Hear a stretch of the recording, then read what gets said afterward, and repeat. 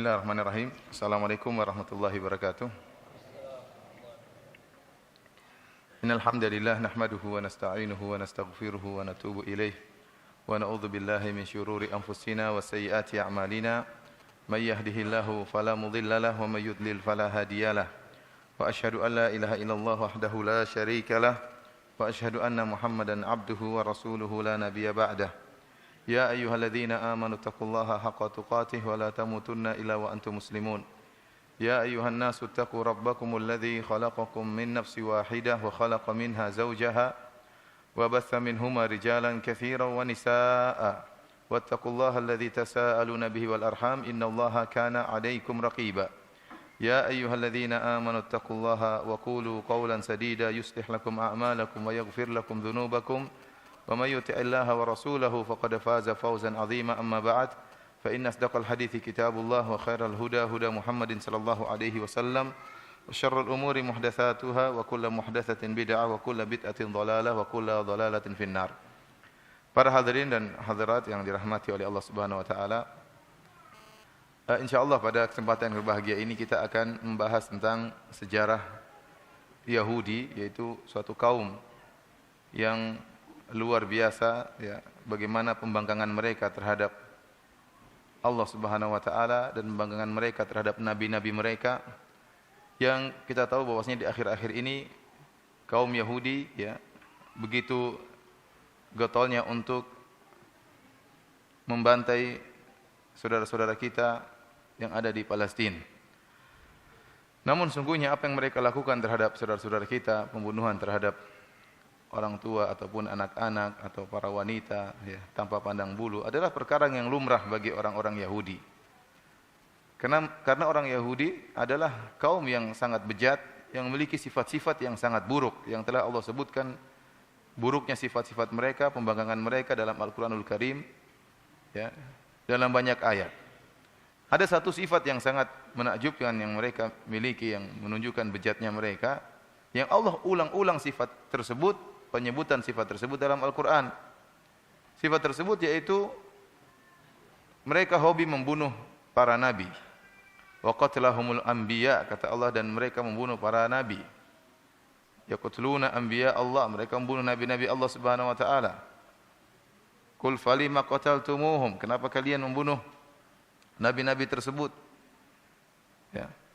Oleh karenanya para hadirin rahmati Allah Subhanahu wa taala, kalau kita perhatikan, maka sifat mereka ini hobinya membunuh para nabi, padahal nabi-nabi tersebut mereka tahu adalah utusan Allah Subhanahu wa taala, lantas mereka nekat membunuh nabi-nabi tersebut. Ya, bagaimana lagi dengan kaum muslimin? Menakjubkan jika ada nabi yang diutus kepada mereka dan tidak sesuai dengan apa yang mereka kehendaki, mereka bunuh nabi tersebut. Kalau kita diutus kepada suatu kaum, suatu kampung tersebut hobinya bunuh ustadz, gimana kira-kira, ya? Susah. Ini kaum hobinya bunuh nabi. Oleh karena disebutkan bagaimana mereka dengan bangga mengaku telah membunuh Nabi Isa. Karena Nabi Isa tatkala diutus kepada mereka tidak sesuai dengan nafsu mereka. Mereka sedang ditindas oleh bangsa Romawi. Kemudian mereka harapkan yang datang adalah seorang nabi yang akan menjadi raja, yang akan membuat mereka unggul di hadapan orang-orang Romawi. Ternyata yang diutus Nabi Isa alaihissalam yang memperbaiki tauhid mereka dan memperbaiki, ya, akhlak mereka. Mereka tidak suka nabi seperti ini, ya. Hanya membicarakan tauhid, kemudian akhlak, tidak mengajak mereka untuk menggulingkan orang-orang Romawi. Tatkala mereka dapati nabinya model begini tidak mereka setujui, maka mereka pun berusaha membunuh Nabi Isa, dan mereka mengatakan inna qatalnal masiha Isa bin Maryam Rasulullah. Sungguh kami telah membunuh Isa bin Maryam, utusan Allah Subhanahu wa taala. Namun Allah bantah, Allah mengatakan wa ma qataluhu wa ma salabuhu. Mereka tidak membunuhnya dan mereka tidak menyalib Nabi Isa. Bar rafa'allahu ilaih, akan tapi Allah mengangkat Nabi Isa alaihissalam ke langit. Makanya sifat ini saja sudah cukup bagaimana mereka berani membunuh para nabi-nabi Allah, ya, mudah bagi mereka, bagaimana lagi dengan hanya sekedar anak-anak yang ada di pada kaum muslimin. Para hadirin rahmati Allah Subhanahu wa taala, orang-orang Yahudi memiliki banyak nama dalam Al-Quran. Allah terkadang menyebut mereka dengan Bani Israel, Allah terkadang menyebut mereka dengan kaum Musa, dan terkadang Allah Subhanahu wa taala menyebut mereka dengan Ahlul Kitab karena mereka beriman dengan Taurat. Dan sering Allah menyebutkan mereka dengan nama Yahud, orang-orang Yahudi. Dan terutama penyebutan dengan nama-nama Yahudi ini sering Allah sebutkan fi ma'radidz dzam, yaitu tatkala Allah mencela mereka dan menyebutkan keburukan-keburukan mereka. Seperti misalnya firman Allah Subhanahu wa taala, wa qalatil yahudu Uzairin ibnullah. Orang-orang Yahudi berkata Uzair adalah anak Allah. Ini tatkala mereka menganggap Uzair anak Allah, maka Allah sebut mereka dengan nama Yahudi. Kemudian contohnya seperti Allah berfirman, wa qalatil nasara wa qalatil yahudu wan nasara nahnu abna'ullah wa ahibba'uh. Berkata orang-orang Yahudi dan Nasrani bahwasanya kami adalah kekasih-kekasih Allah dan anak-anak Allah. Ini tidak, Allah bantah mereka. Bahwasanya Allah, kalau mereka adalah kekasih Allah, kenapa Allah mengazab mereka? Kemudian contohnya mereka mengatakan wa qalatil yahudu yadullahi maglulah. Orang-orang Yahudi berkata bahwasanya tangan Allah terbelenggu. Jadi tatkala Allah menyebutkan dengan nama Yahudi dalam sisi pencelaan terhadap mereka. Contohnya lagi Allah berkata, "Qul ya ayyuhalladzina hadu in za'amtum annakum awliya'u lillahi min dunin nas fatamannawul mauta in kuntum shadiqin." Katakanlah wahai orang-orang Yahudi, "Qul ya ayyuhalladzina hadu," wahai orang-orang Yahudi, kalau kalian menyangka bahwasanya kalian adalah wali-wali Allah, adapun selain kalian bukan wali-wali Allah, maka mintalah kematian. Kalau kalian menyangka bahwasanya kalian pasti masuk surga, maka mintalah mati. In kuntum shadiqin, kalau kalian benar-benar benar, arti jujur dalam pengakuan tersebut. Namun tidak dapati orang Yahudi adalah orang yang paling takut mati. Ya. Kalau seandainya mereka yakin masuk surga dan mereka adalah Sya'bullahil Mukhtar, adalah bangsa yang dipilih oleh Allah Subhanahu wa taala, udah mati aja. Namun ternyata mereka justru ingin berangan-angan hidup 1000 tahun, tidak ingin mati. Ini menunjukkan bahwasanya pengakuan mereka hanyalah kedustaan. Dari sini para hadirin rahmati oleh Subhanahu wa taala, nama mereka yang paling cocok adalah Yahudi, dan tidak kita menggunakan nama mereka dengan nama Israel sebagaimana yang sering disebutkan oleh orang-orang sekarang. Benar, sekarang mereka membuat negara namanya Israel, ya. Namun Israel adalah nama yang mulia. Israel adalah nama yang mulia, nama Nabi Yakub alaihissalam yang artinya adalah hamba Allah, artinya kekasih Allah. Sekarang jangan kita mengatakan misalnya terlaknat Israel. Memang benar maksud kita adalah negara Israel. Karena dalam sejarah Yahudi nanti disebutkan mereka ada terpecah mereka menjadi dua. Sebagian mereka membangun kerajaan dengan nama kerajaan Yahudi, Yahuda, dan sebagian mereka membangun kerajaan dengan nama kerajaan Israel, Daulat Israel. Akan tapi tatkala kita mengatakan Israel terlaknat, maka khawatir disalahpahami. Lebih baik kita menggunakan lafal yang disepakati, yaitu lafal Yahudi. Orang Yahudi terlaknat misalnya al-maghdub alaihim, yang dimurkai oleh Allah Subhanahu wa taala, yaitu orang-orang Yahudi. Karena Allah tatkala menyebut nama istilah Yahudi, Allah sebutkan dalam kebanyakannya dalam sisi pencelaan terhadap mereka. Adapun Israel yaitu Yakub alaihissalam, ya, adalah nama yang mulia dan maknanya juga mulia. Para hadirin rahmati Allah Subhanahu wa taala, kita akan berbicara tentang sejarah Yahudi pada kesempatan yang berbahagia ini. Tentunya kita tidak punya waktu ya untuk membahas tentang bagaimana akidah mereka dalam Taurat, dalam juga dalam kitab Taurat atau Perjanjian Lama, dalam Injil yang dicetak sekarang. Demikian juga dalam kitab mereka Talmud, ya. Sebenarnya kalau membahas tentang akidah mereka dalam Taurat dan Talmud juga butuh pengajian yang sangat panjang. Namun pada kesempatan ini kita hanya menyebutkan tentang bagaimana orang-orang Yahudi, sejarah mereka sampai mereka mendirikan negara Israel Raya. Ikhwani fillah, azani Allahu iyyakum.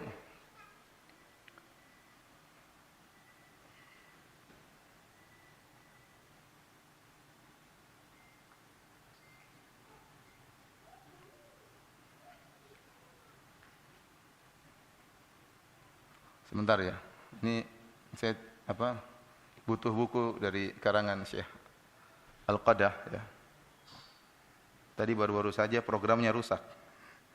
Enggak bisa dibuka. Mudah-mudahan bisa dibuka sekarang. Sebentar.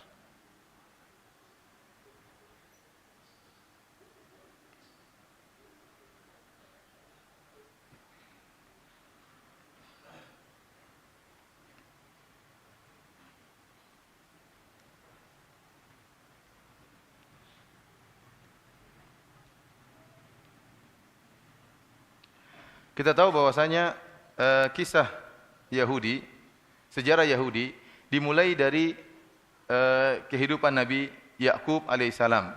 Nabi Yakub alaihissalam yang tadinya tinggal di Palestina dengan istri-istrinya dan dengan 12 anaknya. Dan kita tahu bahwasanya Nabi Yakub alaihissalam dialah yang dikatakan dengan Israel, ya. Dia adalah anak dari Ishak bin Ibrahim. Ibrahim alaihissalam, ya, kita tahu pertama kali menikah dengan Sarah. Menikah dengan Sarah, kemudian menikah bertahun-tahun, akan tapi Ibrahim alaihissalam tidak memiliki anak. Disebutkan dalam hadis tatkala Ibrahim alaihissalam melewati negeri Mesir, tatkala itu bersama istrinya Sarah, dan Sarah adalah wanita yang sangat cantik jelita. Maka tatkala itu Raja Mesir adalah raja yang matanya jelalatan, dia memiliki intel-intel untuk mencari wanita-wanita yang cantik. Maka dia menugaskan intel-intelnya untuk berburu wanita-wanita cantik. Setiap ada wanita cantik lewat, maka ditangkap. Dan Ibrahim tahu istrinya adalah wanita yang cantik jelita, Sarah. Maka lewatlah Nabi Ibrahim bersama Sarah, dan Ibrahim tahu akan hal ini, bahwasanya istrinya akan diambil. Maka dia mengatakan kepada istrinya, kalau mereka bertanya, maka aku akan mengatakan, hadhi ukhti, ini adalah saudariku, ai ukhti fil Islam. Bukan saudara sedarah, seibu, tetapi saudara se-Islam. Karena Ibrahim mengatakan, tidak ada yang beriman kepada Allah kecuali kita berdua, wahai Sarah. Ya, jadi di zaman itu seluruh manusia musyrik kepada Allah Subhanahu wa taala. Ibrahim dan Sarah, ya, bertauhid kepada Allah Subhanahu wa taala. Karena seandainya kalau Ibrahim mengatakan inilah istriku, maka bisa jadi dia dibunuh, diambil istrinya secara paksa. Namun kalau dikatakan saya adalah saudaranya, dia selamat, ya. Maka benar, ternyata para intel tersebut datang. Kemudian bertanya, ini siapa? Dia bilang, ini hati ukhti, saudariku. Maka dibawalah Sarah, pergi menemui sang raja, dibawa ke kamar sang raja, maka Nabi Ibrahim alaihissalam berdoa tatkala itu. Kemudian sang raja pun berusaha untuk mendekati Sarah dan ingin, ya, tentunya menggauli Sarah. Maka tiba-tiba tangan sang raja terbelenggu, tidak bisa bergerak. Maka kemudian dia berkata kepada Sarah, wahai Sarah, berdoalah kepada Tuhanmu agar membuka belenggu kedua tanganku dan aku tidak akan mendekatimu. Maka Sarah pun berdoa kepada Allah Subhanahu wa taala, maka belenggu kedua tangan raja tersebut terlepas. Begitu terlepas, sang raja menyelisih janji. Kenapa? Saking cantiknya Sarah.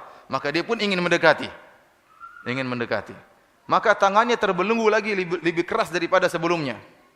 Maka dia bilang, Sarah, tobat saya, berdoa kepada Allah supaya terlepaskan belenggu kedua tangan saya dan saya tidak akan mendekatimu lagi. Sarah berdoa kepada Allah Subhanahu wa taala.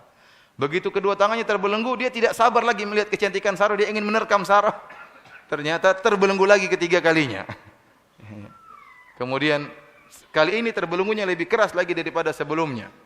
Maka dia mengatakan, wahai Sarah, berdoalah kepada Allah untuk membuka kepada Tuhanmu untuk membuka belenggu kedua tanganku ini, dan ini terakhir, saya tidak akan lagi mendekatimu. Maka Sarah berdoa, maka terbukalah belenggu kedua tangan sang raja. Kemudian sang raja memanggil anak buahnya, kemudian mengatakan, kalian tidak mendatangkan kepadaku seorang wanita, tetapi kalian telah mendatangkan kepadaku syaitan perempuan.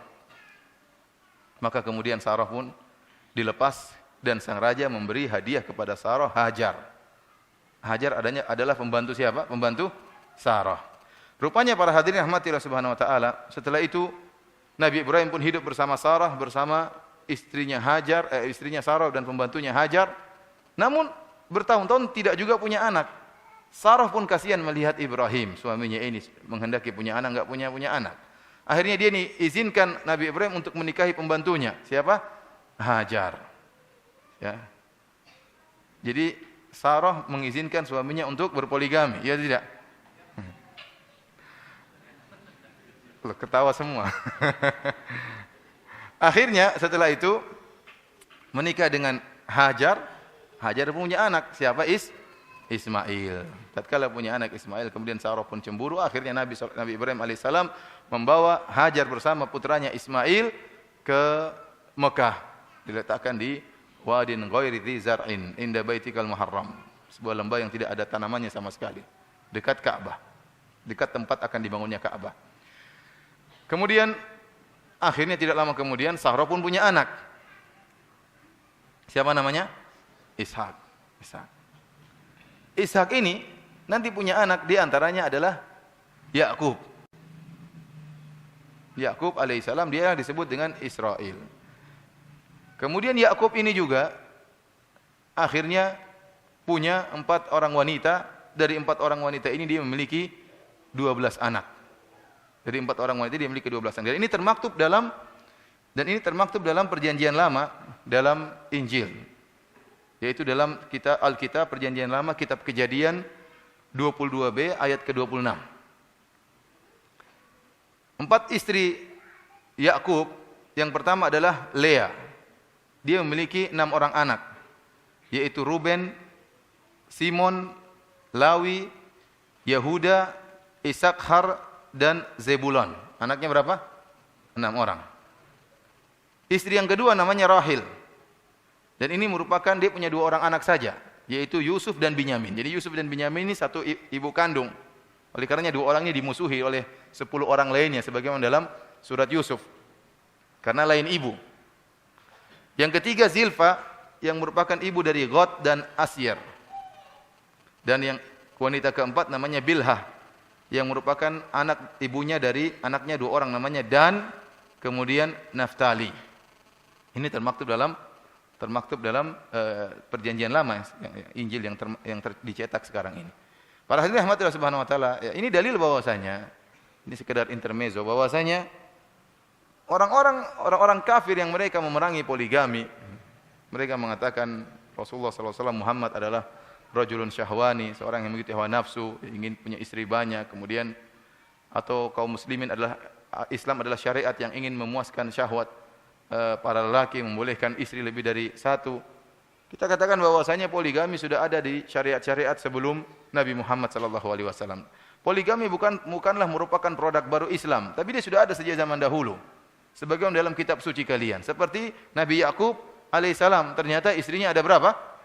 4. Kemudian Nabi Ibrahim alaihissalam, istrinya bukan cuma 2, bukan cuma Sarah dan Hajar. Disebutkan dalam kitab Perjanjian Lama. Ya. Saya bacakan teksnya dalam Perjanjian Lama, kitab Kejadian 25 ayat 1 sampai ayat 2. Abraham mengambil pula seorang istri namanya Ketura. Siapa? Ketura. Perempuan itu melahirkan baginya Zimron, Yoksan, Medan, Midian, Ishbak, dan Suah. Ya, jadi Nabi Ibrahim istrinya bukan cuma 2 ya. Itu satunya lagi siapa? Ketura. Jadi ini perkara ya, bukan perkara yang baru tentang masalah poligami, bukan produk baru Islam, tapi dia sudah ada. Sebelum lagi kita bicara tentang Nabi Sulaiman alaihissalam yang istrinya banyak, Nabi Daud alaihissalam yang istrinya apa? Banyak. Maka kenapa kalian kemudian mencela syariat poligami seakan-akan dia syariat yang terhina, padahal tidak. Nabi-nabi kalian terdahulu juga telah melakukan poligami. Kita kembali kepada sejarah Nabi Bani Israel. Maka Yakub alaihissalam punya anak 12 ya. Maka terjadi kecemburuan di antara anak-anak tersebut. Ternyata Yakub alaihissalam menyayangi Yusuf dan Binyamin. Yusuf wa akhuhu ahabbu ila abina minna wa nahnu usbah. Mereka mengatakan, kok bisa ayah kita lebih cinta kepada Yusuf dan saudaranya Binyamin, padahal kita lebih banyak. Dan benar, Yusuf dan Binyamin cuma 2 orang bersaudara, 1 ibu. Sementara yang lain tadi ada yang 6, ada yang berapa, jadi gabung. Mereka gabung kemudian membenci Yusuf dan Binyamin, cemburu. Akhirnya mereka membuat makar sebagaimana Allah sebutkan dalam surat Yusuf, sampai akhirnya Nabi Yusuf kemudian dimasukkan dalam sumur, kemudian akhirnya jadikan budak, kemudian dijuallah Nabi Yusuf sebagai budak, dibeli oleh Raja Mesir, sampai akhirnya Nabi Yusuf menjadi seorang menteri di bendaharawan yang ada di kerajaan Mesir. Dan disinilah awal dari sejarah Bani Israel. Maka setelah Nabi Yusuf alaihissalam menjadi seorang yang tersohor dan menjadi orang yang terpandang di kerajaan Mesir, maka dia pun meminta agar orang tuanya semua dan seluruh keluarganya datang ke Mesir. Ya, sebagaimana Nabi Yusuf alaihissalam dalam Al-Quran disebutkan, وَجَاءَ بِكُم مِّنَ الْبَدْوِ مِنْ بَعْدِ أَنْ نَزَغَ الشَّيْطَانُ بَيْنِي وَبَيْنَ إِخْوَتِي. Ya, dan Allah telah mendatangkan kalian dari kehidupan Badui. Jadi Nabi Yakub dan anak-anaknya 12 serta istri-istrinya, keluarganya, mereka tinggal di Palestina dengan kehidupan badiah, yaitu kehidupan apa? Bercocok tanam dan mengurusi kambing-kambing, ya, hewan-hewan ternak. Kemudian mereka pindah ke Mesir, yang kita tatkala itu kehidupan Mesir peradabannya lebih tinggi daripada peradaban Palestina. Kerajaan, kemudian kehidupan mewah, kehidupan perkotaan, maka mereka pun tinggal di Mesir. Disinilah mulai sejarah Bani Israel. Jadi Bani Israel artinya anak-anak Israel. Anak-anaknya Israel. Bahasa Arab Banu artinya anak-anak. Israel yaitu Yakub alaihissalam. Berarti Bani Israel 12 itulah yang disebut dengan Bani Israel. Seluruh orang-orang Yahudi keturunan dari 12 orang ini. Jadi suku Yahudi cuma berapa? 12. Ini suku utama mereka. 12 dari 12 bersaudara ini. Ada keturunan Nabi Yusuf, ada keturunan Binyamin, ada keturunan Yahuda, ada keturunan semuanya. Ya, 12 anak, maka itulah asal muasal keturunan Yahudi. Kemudian para hadirin yang dirahmati oleh Subhanahu wa taala, mereka pun hidup dengan menyenangkan tatkala Nabi Yusuf alaihissalam masih hidup. Namun akhirnya kemudian Nabi Yusuf meninggal dunia. Dan kita tahu bahwasanya Aqbat, orang-orang Mesir tatkala itu orang-orang yang musyrikin. Bukan orang-orang bertauhid. Ya, bukan orang-orang yang bertauhid. Ya. Mereka mengingkari tauhid. Ya, akan tapi Nabi Yusuf alaihissalam mereka hormati karena Nabi Yusuf alaihissalam pernah berbuat baik kepada mereka. Sehingga tatkala Nabi Yusuf alaihissalam meninggal, maka mulailah orang-orang Mesir menindas Bani Israel yang beranak pinak di Mesir. Jadi mereka diberi tempat untuk tinggal beranak pinak di pinggiran kota Mesir. Tatkala Nabi Yusuf masih hidup, mereka masih dihargai. Tatkala Nabi Yusuf alaihissalam meninggal, mulailah mereka diintimidasi oleh kerajaan Mesir. Mulailah dijadikan budak, diperbudak oleh mereka. Dan ini berlangsung lama. Ya, berlangsung lama, disiksa, yudzabbihuna abna'ahum wa yudzabbihuna abna'akum wa yastahyuna nisa'akum wa fi dzalikum bala'un min rabbikum 'adzim. Dan ini merupakan ujian yang sangat besar. Anak-anak laki-laki dibunuh, ya, yang perempuan dibiarkan hidup, sampai akhirnya Allah mengutus Nabi Musa alaihissalam. Lahirlah Nabi Musa di suatu zaman, ya, tatkala itu kemudian Nabi Musa alaihissalam sebagaimana kita tahu ceritanya, Nabi Musa alaihissalam akhirnya tatkala lahir, maka Allah memerintahkan sang ibu untuk meletakkan Nabi Musa fi tabut, semacam dalam keranjang, kemudian dilepaskanlah tabut tersebut ke Sungai Nil, ya, karena Fir'aun sedang ingin bunuh siapa? Ingin bunuh anak-anak Bani Israel yang lahir akan dibunuh. Akhirnya dilepaskanlah Nabi Musa dalam keranjang melewati Sungai Nil. Ternyata keranjang tersebut mampir di kerajaan Fir'aun. Faltaqatahu alu Fir'aun liyakuna lahum aduwwa wa hazana. Ternyata keranjang ini didapati oleh istrinya Fir'aun. Kebetulan istrinya Fir'aun tidak punya anak, maka dia rindu ingin punya anak. Begitu mendapat keranjang tersebut, dia buka, ternyata isinya anak dari Bani Israel. Kenapa? Kulitnya beda, tidak sama dengan kulitnya orang-orang Mesir. Dia tahu ini anaknya Bani Israel. Maka jatuh cintalah dia kepada anak tersebut. Sementara Fir'aun begitu tahu ini anak Bani Israel, ingin dibunuh oleh Fir'aun. Kenapa? Karena Fir'aun sudah mengutus orang-orang untuk membunuh anak-anak Bani Israel. Tatkala Fir'aun ingin membunuh Musa, si kecil Musa alaihissalam, istrinya mengatakan, la taqtuluhu asa ayyanfa'ana aw nattakhidahu walada. Jangan kau bunuh dia, wahai suamiku. Bisa jadi ini bermanfaat bagi kita di kemudian hari, atau kita menjadikan dia sebagai anak angkat. Akhirnya Fir'aun pun mengalah sama istrinya. Antum bayangkan Fir'aun yang begitu bengis, yang begitu jahat, ngalah sama istrinya, apalagi antum. Akhirnya sudah, yang ngalah sama istrinya, udahlah. Makanya kata orang, jenderal itu kalah sama istri jenderal, ya, kalah sama istrinya.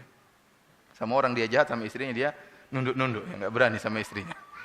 Oleh karena para hadirin rahmatillah subhanahu wa ta'ala, akhirnya Nabi Musa pun dipelihara di kerajaan Mesir sebagai anak angkat dengan kondisi terpandang, ya, sebagaimana disebutkan tatkala Nabi Musa si kecil, kemudian Fir'aun beri perhatian terhadap Nabi Musa. Maka dipanggillah orang-orang untuk menyusui Nabi Musa, ibu-ibu negeri untuk menyusui Nabi Musa. Namun semuanya tidak ada yang disukai oleh Musa. Wa haramna alaihil maradhi. Allah menjadikan Nabi Musa tidak suka dengan semua, ya, susuan dari ibu-ibu negeri tersebut. Disusuin Musa enggak enak, semuanya enggak enak. Sampai akhirnya datang ibu aslinya. Tatkala ibu Nabi Musa datang, maka Nabi Musa pun cocok. Kemudian dia pun menyusui dari ibunya. Maka Allah mengatakan faraja'naka ila ummika kai taqra ainuha wa la tahzan. Kami pun mengembalikan engkau kepada ibumu. Akhirnya ibunya pun dijadikan pekerja oleh Firaun untuk menyusui Musa, padahal ibunya sendiri. Maka berpindahlah ibu Nabi Musa ke kerajaan Firaun, hidup dengan penuh kemewahan, dihormati, dan Nabi Musa pun tumbuh dengan dihormati. Firaun tidak sadar bahwasanya dia sedang memelihara singa yang akan memakan dia. Dia tidak sadar. Akhirnya terjadi apa yang terjadi? Nabi Musa alaihissalam kemudian akhirnya diangkat oleh Allah Subhanahu wa taala menjadi seorang rasul. Kemudian Nabi Musa alaihissalam mendakwahi Firaun. Mendakwahi Firaun. Kisahnya panjang sebagaimana pernah saya ceritakan dalam kajian tersendiri tentang kisah Nabi Musa. Akhirnya Firaun pun menentang Nabi Musa, dan Allah Subhanahu wa taala menurunkan banyak mukjizat kepada Nabi Musa. Saya tidak tahu ada seorang nabi yang diberikan mukjizat paling banyak seperti Nabi Musa alaihissalam.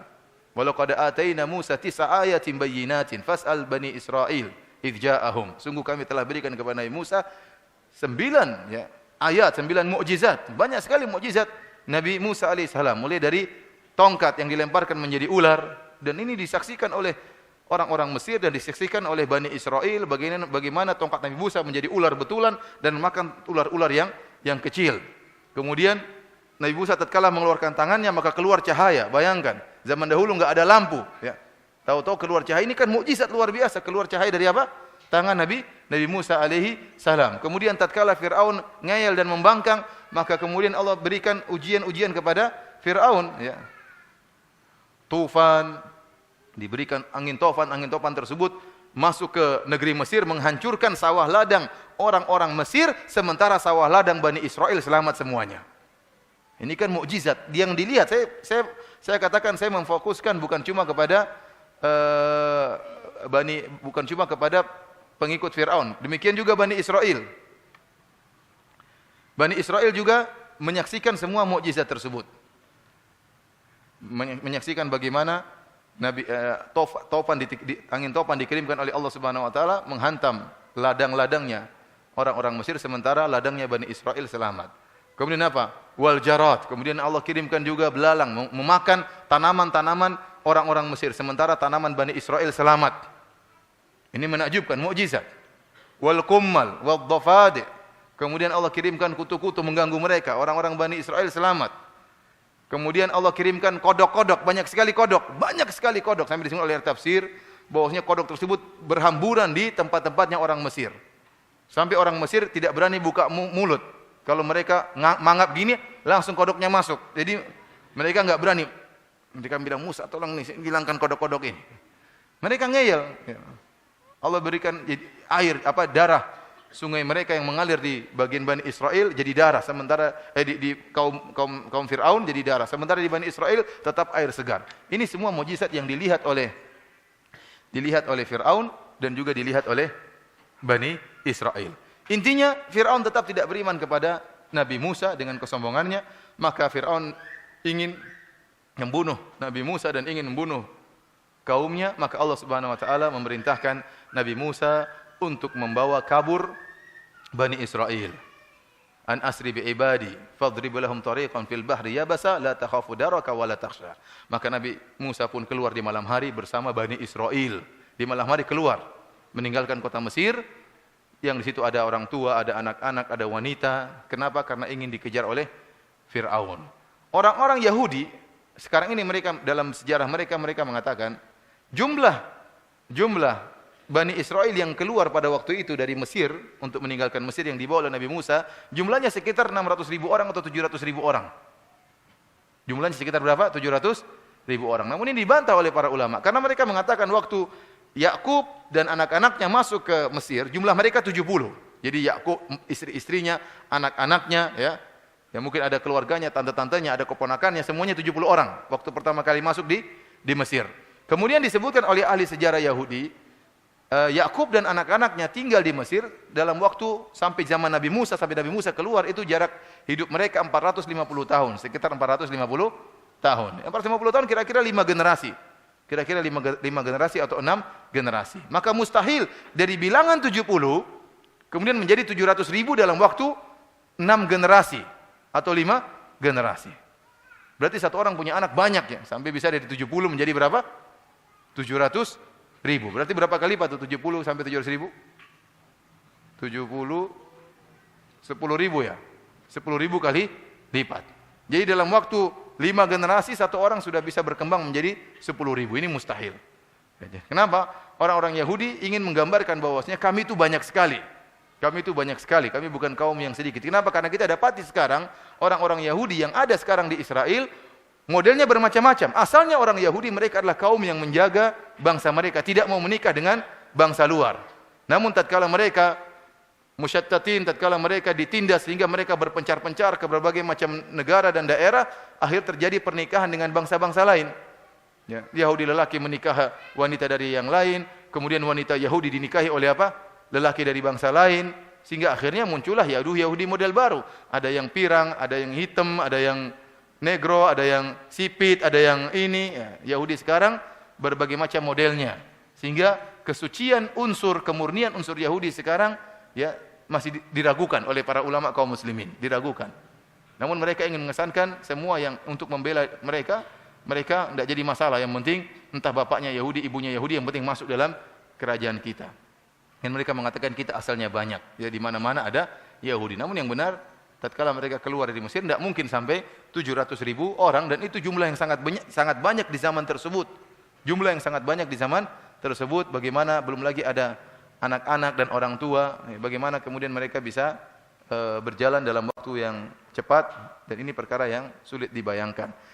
Kemudian Fir'aun di pagi hari atau di siang hari tahu bahwasanya Bani Israel sudah keluar. Ya, maka Fir'aun pun mengejar Musa dan pengikutnya. Kedapatannya di mana? Di Laut Merah. Kedapatannya di Lautan Merah. Tatkala kedua kelompok saling melihat, yang Allah Subhanahu wa taala sebutkan dalam Al-Qur'an dalam surat Asy-Syu'ara. Kata Allah Subhanahu wa taala, "Falamma tara'al jam'ani qala ashabu Musa inna lamudrakun." Tatkala dua kelompok sudah saling melihat, kelompoknya Fir'aun dan kelompoknya Musa sudah saling melihat, maka tatkala itu mulai muncul ngayal pertamanya Bani Israel. Bani Israel ini kelompok yang paling ngayal, bangsa yang paling ngayal.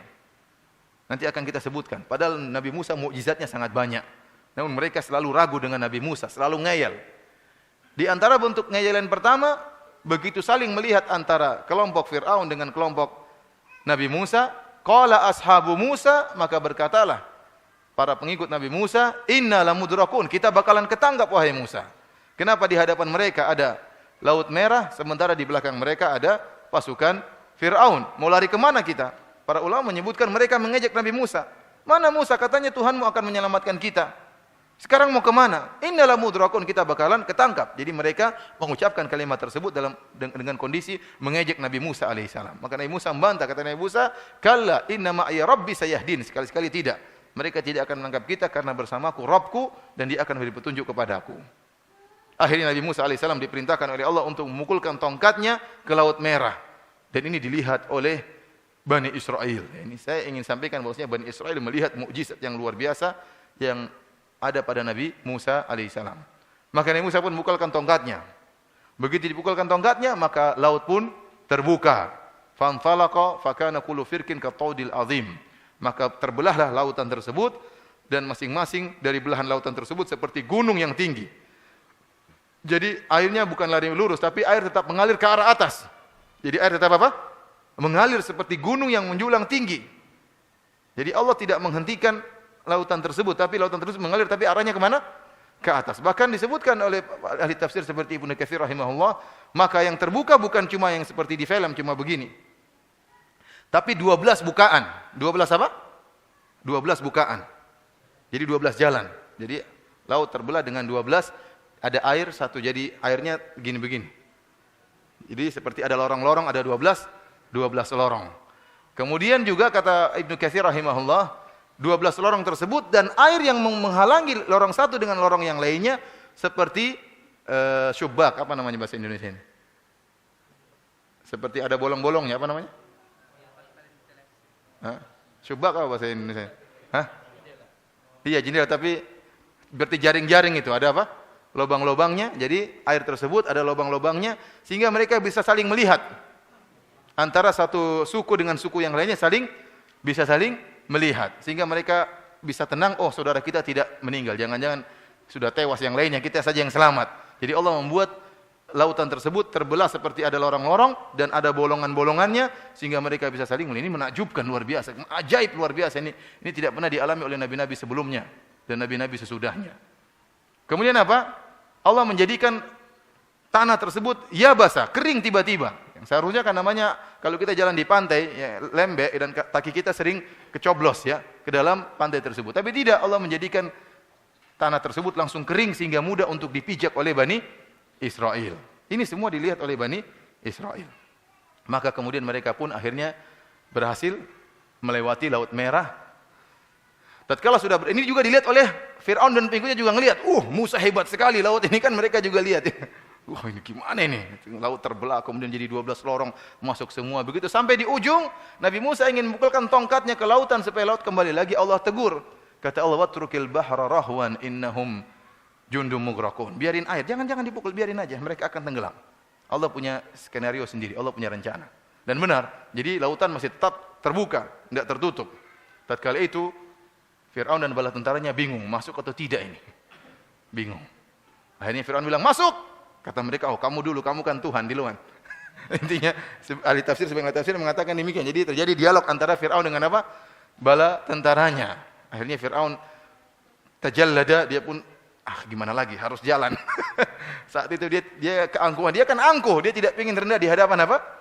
Di hadapan kaumnya. Kalau dia mundur, kamu bukan Tuhan, berarti selama ini bisa dibunuh sama kaumnya. Akhirnya dia tajallada, kata Ibnu Katsir, dia pun pede, kemudian dia nekat. Padahal dia tahu dia bakalan mampus. Tapi keangkuhan itu mahal. Maka dia pun jalan, masuk ke dalam. Begitu masuk dalam lautan, ternyata betul, lautan tidak tertutup. Maka dia menipu kaumnya, dia mengatakan, "Lihat, lautan tunduk kepadaku." Wah, benar ini. Akhirnya dia masuk, semuanya ikut masuk. Begitu sampai dalam, dipukullah tongkat Nabi Musa ke lautan tersebut, maka terbunuhlah mereka semua. Tewaslah mereka semua, tidak seorang pun yang tersisa. Lihat, ini sekarang Bani Israel, orang-orang Yahudi melihat bagaimana istilah kita saktinya Nabi Musa alaihissalam. Bagaimana itu tongkatnya begitu sakti luar biasa. Setelah mereka selamat, disebutkan oleh Ibnu Katsir dan para ahli tafsir yang lain, timbullah ngayal berikutnya. Ini Bani Israel ini isinya ngayal doang. Ini bilang, "Ya Musa, jangan-jangan Fir'aun belum mati." Jangan-jangan Fir'aun belum mati. Ya. Kita Fir'aun masuk di lautan, mungkin jalan-jalan ketemu Nyi Roro Kidul atau gimana. Nah, mereka bilang Fir'aun jangan-jangan belum mati. Maka Nabi Musa pun berdoa kepada Allah agar diselamatkanlah jasad Fir'aun. Maka Allah berfirman, "Fal yauma nunajjika bi badanika litakuna liman khalfaka ayah. Wa inna katsiran minan nasi an ayatina laghafilun." Maka kami pada hari ini pun menyelamatkan jasad Fir'aun. Maka jasad Fir'aun pun diselamatkan oleh Allah untuk dilihat oleh Bani Israel. Tuh, sudah tewas Fir'aun. Baru mereka percaya. Ya. Para ikhwan yang dirahmati Allah Subhanahu wa taala, kita lanjutkan. Jadi setelah mereka lolos dari kejaran Fir'aun, apa yang mereka lakukan orang-orang Yahudi? Allah berfirman, "Wa jawazna bi bani Israil al-bahr." Kami telah menyelamatkan mereka untuk melewati lautan. Fa atau ala qaumin yaqufuna ala asnamin lahum. Tiba-tiba mereka bertemu dengan suatu kaum, ya, suatu kaum yang mereka sedang iktikaf, sedang ukuf, sedang melazimi berhala-berhala. Jadi kaum ini lagi beribadah di berhala-berhala mereka. Apa kata kaum Musa? Qalu ya Musa ja'alana ilahan kama lahum alihah. Ya Musa, bikinkan kita dong Tuhan seperti mereka juga punya Tuhan. Subhanallah. Ini Allah baru saja menyelamatkan kalian. Sampai Musa mengatakan, qala aghairallahi abghikum ilahan wa huwa faddalakum 'alal alamin. Kalian ingin cari Tuhan yang lain selain Allah Subhanahu wa taala, padahal Allah yang telah memuliakan kalian di atas bangsa-bangsa yang lain. Jadi saya heran bagaimana luar biasanya keras kepalanya Bani Israel dan membangkangnya. Baru saja mereka melihat mukjizat yang begitu banyak, tongkat Nabi Musa jadi ular, keluar cahaya, bagaimana taupan, kemudian Allah turunkan bagaimana jarat, belalang, dan kodok dan macam-macamnya. Baru saja mereka melihat lautan terbelah dengan begitu menakjubkannya. Baru saja Allah nampakkan jasad Fir'aun. Mereka bilang, cari Tuhan yang lain ya Musa. Ini kan luar biasa, ngeyelnya orang-orang Bani Israel. Para ulama menyebutkan, kenapa Bani Israel begitu bobrok akidah mereka dan begitu bejat akhlak mereka? Kata para ulama, hal itu disebabkan karena mereka selama ratusan tahun ditindas oleh orang-orang Mesir. Orang-orang Mesir, dan orang-orang Mesir adalah musyrikin. Mereka adalah kaum musyrikin. Sehingga interaksi antara seorang Muslim dengan seorang musyrik pasti memberi pengaruh, terutama orang musyriknya sebagai penguasa. Terutama musyriknya menjadi apa? Penguasa. Sementara yang Muslim adalah anak buah. Sehingga mereka sering melihat bagaimana orang-orang Mesir beribadah kepada berhala-berhala mereka, bagaimana ritual-ritual ibadah mereka. Sehingga bukan hanya akhlak mereka yang ngaco, jadi keras kepala, tetapi akidah mereka juga rusak. Akidah mereka juga rusak. Sehingga kita lihat sendiri dalam ayat tersebut, tatkala baru saja mereka selamat, mereka sudah minta Tuhan yang baru. Yang ini kemudian Nabi Musa pun marah. Para hadirin rahmati oleh Subhanahu wa taala. Setelah itu Nabi Musa membawa mereka menuju ke Baitul Maqdis. Jadi Nabi Musa membawa Bani Israel untuk menuju ke mana? Ke Baitul Maqdis, yaitu Palestina, untuk hidup kembali di kampung nenek moyang mereka, Yakub alaihi salam. Akhirnya Allah sebutkan bagaimana perintah Nabi Musa kepada kaumnya untuk masuk di Baitul Maqdis. Sampailah mereka ke Baitul Maqdis, tinggal masuk. Namun yang jadi masalah dalam Baitul Maqdis tersebut ada orang-orang yang kuat, ada bangsa-bangsa lain. Bangsa-bangsa yang kuat, kemudian gagah perkasa. Maka Nabi Musa memerintahkan mereka, Bani Israel, untuk berjihad melawan bangsa-bangsa tersebut. Kata Allah Subhanahu wa taala, "Wa idz qala Musa liqaumihi ya qaumi dzkuru ni'matallahi 'alaikum." Tatkala Musa berkata kaumnya, "Wahai kaumku, ingatlah nikmat-nikmat Allah yang Allah berikan kepada kalian. Idz ja'ala fikum anbiya." Tatkala Allah menjadikan bagi kalian nabi-nabi. "Wa ja'alakum muluka wa ataakum ma lam yu'ti ahadan minal alamin." Dan Allah menjadikan kalian adalah muluka, maksud di sini adalah bukan raja-raja, tapi adalah orang-orang yang memiliki istri, memiliki pembantu, ya. Allah berikan nikmat kepada mereka, ya. Jadi dalam perjalanan nanti, setelah mereka melalui perjalanan, tidak langsung sampai ke Baitul Maqdis, ya. Mereka tinggal suatu tempat, menetap, kemudian berhenti, melanjutkan perjalanan sampai menuju ke Baitul Maqdis, ya. Allah sebutkan nikmat-nikmat yang Allah berikan kepada mereka. Wa ataakum ma lam yu'ti ahadan minal alamin. Dan Allah telah memberikan kepada kalian yang Allah tidak berikan kepada siapapun. Sebelum Nabi Musa memerintahkan mereka untuk berjihad, Nabi Musa suruh mereka ingat tentang kenikmatan yang Allah berikan kepada mereka. Bukankah kalian dahulu ditindas oleh Bani Israel, oleh Mesir? Bukankah kalian dulu diperbudak oleh Mesir? Bukankah Allah telah menyelamatkan kalian? Bukankah Allah telah membela kalian? Sekarang ada tugas. Ya qaumi dukhulul ardhal muqaddasata allati kataballahu lakum. Wahai kaumku, masuklah kalian kepada Baitul Maqdis, Palestina, yang telah Allah catat bagi kalian. Wala tartaddu ala adbarikum fatanqalibu khasirin. Dan ingat, jangan kalian mundur, maka kalian akan mundur dalam keadaan merugi. Ini sekarang perintah jihad. Namun apa kata kaumnya, Bani Israel? Qalu ya Musa inna fiha qauman jabbarin. Kata mereka, wahai Musa, dalam kota tersebut ada orang-orang yang kasar, orang-orang yang hebat. Wa inna lan nadkhulaha hatta yakhruju minha. Kami tidak bakalan masuk sampai mereka keluar. Jadi mereka disuruh masuk berperang, mereka mengatakan enggak. Ya Musa, sudah, kita tunggu aja sampai mereka keluar dulu. Ya kapan mau keluar? Memang mereka penduduk di situ, kapan mau keluarnya? Jadi mereka ngaco. Jadi ngomongnya kita enggak akan masuk, tunggu mereka keluar dulu. Ya sekarang ini kita mau mengeluarkan mereka. Oh enggak, duduk aja, tunggu sampai mereka keluar sendiri, ya. Kapan mau keluar sementara mereka penduduk tempat tersebut? Fa iyakhruju minha fa inna dakhilun. Kalau mereka sudah keluar baru kita masuk. Qala rajulani minal ladzina yakhafuna an amallahu alaihim adkhulu alaihimul bab. Maka ada dua orang di antara mereka yang menasihati. Yang disebut oleh para ulama, mereka berdua itu adalah, salah satunya adalah Yusha bin Nun. Satunya Kalib bin siapa saya lupa, tapi satunya Yusha bin Nun. Dua orang ini menasihati Bani Israel, ya masuk. Kalau kalian sudah masuk, pasti menang. Yang penting bertawakal kepada Allah Subhanahu wa taala. Fa idza dakhaltumuhu fa innakum ghalibun. Kalau kalian masuk, maka kalian akan menang. Wa 'alallahi fatawakkalu. Namun hendaknya kalian bertawakal in kuntum mu'minin, jika kalian beriman kepada Allah Subhanahu wa taala. Apa jawaban mereka? Qalu ya Musa, inna lan nadkhulaha abadan ma damu fiha. Ya Musa, kita tidak bakalan masuk selamanya sementara mereka masih di situ. Orang-orang hebat itu masih di situ, orang-orang besar itu masih di situ, kita enggak bakalan masuk. Fadhhab anta wa rabbuka faqatila inna hahuna qa'idun. Kalau kau ingin perang, kau saja sama Allah pergi perang, kita nunggu di sini. Ini luar biasa kurang ajarnya apa namanya? Bani Israel ya. Membangkang sama nabi mereka. Itu padahal nabi mereka, Nabi Musa yang mereka hormati, yang mereka bangga-banggakan. Namun mereka kurang ajar sama Nabi Musa. Kalau mau perang sudah kau sama Allah, kita nunggu di sini. Cukup. Maka Nabi Musa mengatakan, qala rabbi inilah amliku ila nafsi wa akhi, fafruq bainana wa bainal qaumil fasikin. Tatkala Nabi Musa pun berdoa, ya Allah, aku tidak bisa mengatur kecuali diriku dan saudaraku Harun. Maka pisahkanlah aku ya kami dari kaum yang fasik. Maka Allah mengatakan, qala fa innaha muharramatun alaihim arba'ina sanatan yatihuna fil ard fala ta'sa 'alal qaumil fasiqin. Maka Allah mengatakan sungguhnya Baitul Maqdis menjadi haram bagi mereka. Selama 40 tahun kemudian mereka tersesat di atas muka bumi ya, dan mereka tidak bisa keluar dari kesesatan tersebut. Jadi Allah membuat mereka berputar-putar. Mereka di suatu tempat berusaha untuk keluar tapi kayaknya muter-muter di situ aja. Mereka ingin ke Baitul Maqdis enggak bisa sampai. Allah hukum mereka karena mereka tidak mau berjihad.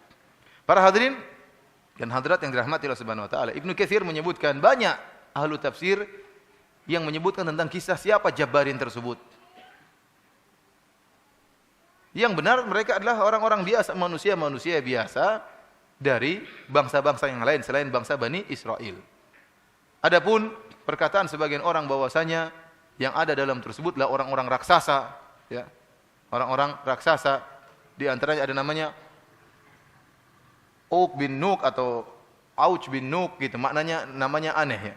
Seorang raksasa yang ada di dalam Baitul Maqdis di kampung tersebut yang tingginya 3.333 sepertiga hasta. Tingginya berapa? 3.333 sepertiga hasta. Kalau satu hasta itu kira-kira setengah meter, ini satu hasta. Berarti kalau 3.300 kira-kira tingginya 2 kilo lah. Tingginya berapa? 2 kilometer. Sehingga ini yang membuat Bani Israel tidak mau masuk. Katanya gimana kita mau perang raksasa besar kayak gitu. Nah ini semua dongeng, tidak benar. Ada yang mengatakan akhirnya Nabi Musa berjalan dengan beberapa sahabatnya masuk ke Baitul Maqdis. Rupanya ada penduduk Baitul Maqdis raksasa tadi, dia tangkap. Oh ini ya ditangkap semua itu. Kayak anak ayam, masukkan kantongnya. Terus jalan ke rajanya, ini siapa enggak tahu nih. Dilihat, oh ternyata pengikut Nabi Musa. Ini semua dongeng, tidak benar. Disebutkan bahwanya Uj bin Nuq ini, Uj bin Nuq yang tadi 3.333 sepertiga hasta ini atau 2 km tingginya, ini raksasa yang luar biasa. Kalau dia lapar, maka dia masukkan tangannya ke lautan. Kemudian dia ambil ikan hiu atau ikan paus, kemudian dia masak di matahari gini. Setelah masak dia makan. Ini dongeng, film kartun. Kemudian Nabi Musa bagaimana cara bunuh ini? Jadi, kalau sebagian ulama mengatakan Nabi Musa akhirnya masuk dalam Baitul Maqdis sendirian, bawa tongkatnya. Ternyata musuhnya terlalu tinggi. Siapa? Uj bin Nuq tadi terlalu tinggi, 2 km. Bagaimana cara berkelahi? Sementara Nabi Musa cuma sampai di kakinya bagian bawah. Sementara mata kaki Uj bin Nuq tidak sampai sama, bagaimana memukul siapa kalau begitu? Akhirnya katanya Nabi Musa pun megang tongkatnya, kemudian dia loncat. Ya, lompat tinggi, akhirnya dia pukul mata kaki tadi. Akhirnya jatuhlah raksasa tadi, tewas. Tapi ini saya bilang tadi film kartun, tidak benar. Ini dibantah oleh Ibnu Katsir rahimahullahu taala karena berita-berita seperti riwayat-riwayat ini bertentangan dengan hadis-hadis yang sahih. Di antara hadis-hadis yang sahih bahwasanya manusia tertinggi adalah Nabi Adam alaihissalam. Situna dzira'an, tingginya adalah 60 hasta. Walam yazidil khalqu yanqusu hatal an. Kata Nabi sallallahu alaihi wasallam, Allah menciptakan Nabi Adam dengan tinggi 60 hasta dan senantiasa manusia semakin mengecil sampai sekarang. Ya. Adapun Uj bin Nuq yang 3.000 hasta ini tidak benar, menyelisih hadis yang sahih. Jadi intinya Allah alam besok Nabi Musa tidak jadi masuk. Maka dia pun bersama-sama kaumnya tersesat dalam masa tersesat sehingga tidak tahu bagaimana mereka bisa keluar. Dalam masa di mana mereka tersesat tersebut terjadi banyak mukjizat yang Allah sebutkan dalam Al-Qur'an. Oleh karena para hadirin rahmati Allah Subhanahu wa taala, di antara hikmah kenapa dalam dalam Al-Qur'an yang kalau kita baca setelah surat Al-Fatihah, maka surat pertama setelah Al-Fatihah adalah surat Al-Baqarah. Dan dalam surat Al-Fatihah sendiri sudah disebutkan tentang Yahudi. Al-Maghdub alaihim. Siapa adalah orang Yahudi. Ijma' ahli tafsir yang dimaksud dengan Al-Maghdub alaihim yang kita baca dalam surat Al-Fatihah adalah orang-orang Yahudi. Untuk mengingatkan kepada kita bahwasanya Yahudi ini bangsa yang sangat berbahaya. Dimurkai oleh Allah Subhanahu wa taala. Kemudian setelah kita masuk surat Al-Baqarah, maka Allah sebutkan tentang dua musuh yang sangat berbahaya, yaitu orang-orang munafik dan orang-orang Yahudi. Allah pertama bercerita tentang surat orang-orang munafik di awal surat Al-Baqarah. Setelah itu Allah sebutkan tentang kisah Bani Israel orang-orang Yahudi. Jadi ini dua musuh yang sangat berbahaya. Orang-orang munafik yang mereka KTP-nya Islam namun tidak suka dengan syariat Islam. Dan yang paling pantas kita katakan orang-orang munafik zaman sekarang orang-orang liberal. Orang-orang liberal ini paling pas dikatakan orang-orang munafik, ya. Ya, akhi sampai mengatakan kawin sejenis boleh. Bagaimana kawin sejenis boleh? Homoseksual boleh. Aneh seperti ini. Namun dengan pedenya dia mengatakan boleh nikah sejenis. Yang berfatwa perempuan lagi. Subhanallah. Ini sebenarnya mereka benci dengan syariat Islam. Ya Allah mengharamkan homoseksual, Allah menurunkan azab kepada kaum Lut. Kemudian dia dengan pedenya mengatakan kawin sejenis boleh. Orang sebenarnya tidak akan taubat, ya. Kalau Allah tidak beri rahmat kepada dia, mungkin dia baru taubat kalau suaminya ternyata suka laki-laki lain. Baru suami saya suka laki-laki lain. Atau putrinya ingin nikah sama putri wanita lain, ya. Atau anak laki-lakinya ternyata bencong kemudian ingin dinikahi sama laki-laki lain. Ya, ini mungkin baru dia sadar. Ya. Subhanallah. Saya katakan bahwasanya orang-orang munafik yang cocok zaman sekarang adalah orang-orang liberal. Kemudian kelompok kedua orang Yahudi, Allah sebutkan dalam surat Al-Baqarah bagaimana ngeyelnya mereka, bagaimana sifat-sifat mereka. Untuk mengingatkan kepada kita bahwasanya dua kelompok ini sangat berbahaya. Dan kita tahu dalam hadis-hadis yang sahih bahwasanya musuh kita terakhir nanti menjelang hari kiamat adalah orang-orang Yahudi. Orang-orang Yahudi. Peperangan yang terjadi di akhir zaman bukan antara umat Islam dengan selain Yahudi, bukan dengan agama-agama lain. Tetapi peperangan yang terjadi di akhir zaman adalah umat Islam dengan Yahudi. Ini yang menunjukkan bahwasanya mereka akan ada terus sampai hari kiamat. Dan mereka akan terus menyusun kekuatan untuk membunuhi kaum muslimin. Dan terjadi perang terakhir adalah Yahudi dengan kaum muslimin. Dan mereka adalah pengikut Dajjal. Para hadirin dan hadirat yang dirahmati oleh Allah Subhanahu wa taala, tatkala Bani Israel dalam masa tersesat tersebut terjadi banyak kejadian, terjadi banyak mukjizat. Di antaranya mereka mengatakan, wahai Musa, kami kehausan. Mintalah air kepada Allah Subhanahu wa taala. Maka Nabi Musa berdoa, dikabulkan. Kata Allah Subhanahu wa taala, "Wa idh istasqa Musa liqaumihi faqulna idrib bi asaqal hajar, fanfajarat minhu 12 ayna." Tatkala Musa mengatakan tatkala Musa meminta minum, kemudian Allah merintahkan untuk memukulkan tongkatnya ke batu, maka keluarlah 12 mata air. Allah menjadikan 12 mata air, kenapa mereka 12 suku?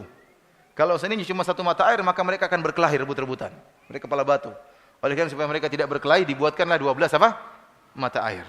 Kata Allah, qad alima kullu unasim masyrabahum. Masing-masing sudah tahu di mana mata airnya. Kulu washrabu min rizqillahi wa la ta'thaw fil ardi mufsidin. Makanlah dan minumlah kalian dari rezeki Allah dan janganlah kalian berbuat kerusakan di atas muka bumi. Lihat, Allah tegur. Iya, sekarang saya kasih minum, jangan kepala batu. Seakan-akan Allah mengatakan demikian. Kulu washrabu min rizqillahi wa la ta'thaw fil ardi mufsidin. Seakan-akan Allah mengatakan, makanlah dan minumlah kalian, ingat jangan kepala batu. Namun ternyata mereka mengatakan, ya Musa sekarang kita lapar, ingin makanan. Tadi minta minum, sekarang minta apa? Makan. Nabi Musa nabi yang baik, berdoa kepada Allah, ya Allah berikanlah makanan kepada mereka. Maka kata Allah, wa nazzalna 'alaikumul manna wassalwa. Maka diturunkanlah makanan al-man wassalwa. Adapun al-man, kata Ibnu Abbas radhiyallahu ta'ala anhuma, kanal mannu yanzilu 'alaihim 'alal asjar. Jadi makanan tersebut turun langsung dari langit. Bayangkan, ini mukjizat atau bukan? Mukjizat. Makanan tersebut langsung dari langit sampai di atas pohon, tinggal mereka ambil dari pohon tersebut. Turunlah makanan-makanan dari langit menuju tergait di pohon-pohon, tinggal diambil.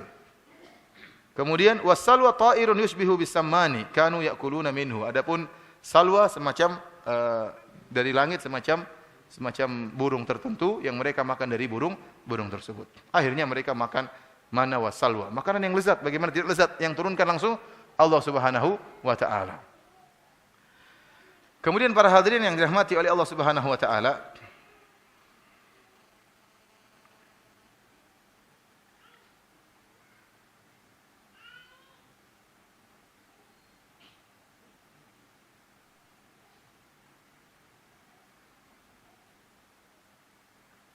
ternyata mereka bosan dengan manna wa salwa.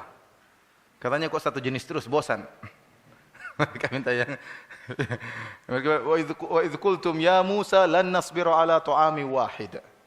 Wahai Musa, kita bosan kalau modelnya makan cuma manna salwa, manna salwa, manna salwa, bosan. Ini makanan dari langit langsung. Fad'u lana rabbaka yukhrij lana mimma tumbitul ard min baqliha wa qithaiha wa fumiha wa adasiha.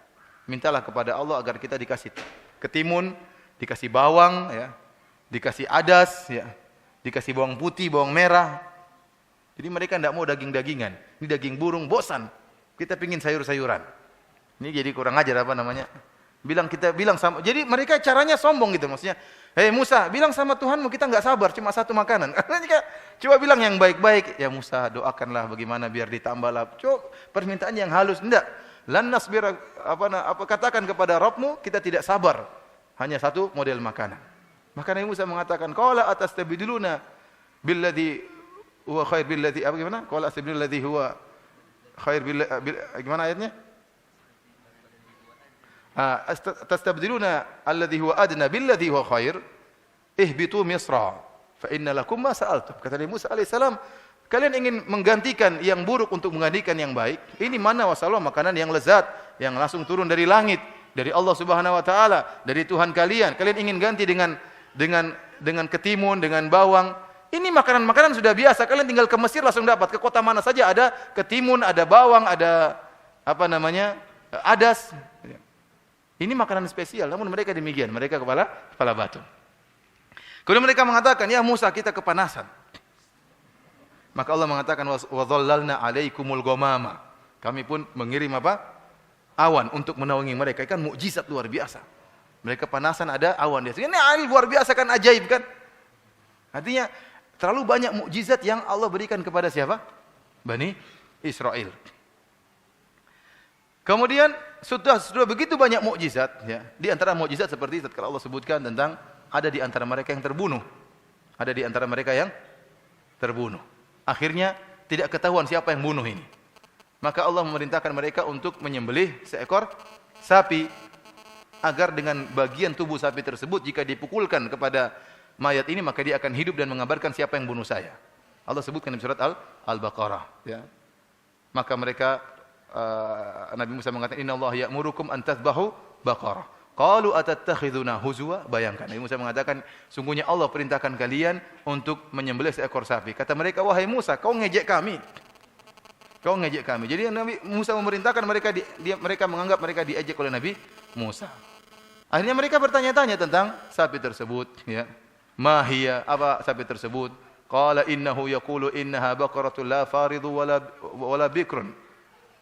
Awanum baina dzalik, faf'alu ma tu'marun. Bahwasanya sapi tersebut tidak terlalu tua dan juga tidak terlalu muda, namun di antara keduanya. Mereka malas sebenarnya. Mereka tanya lagi, wahai Musa, ma launuha? Sapinya warna apa?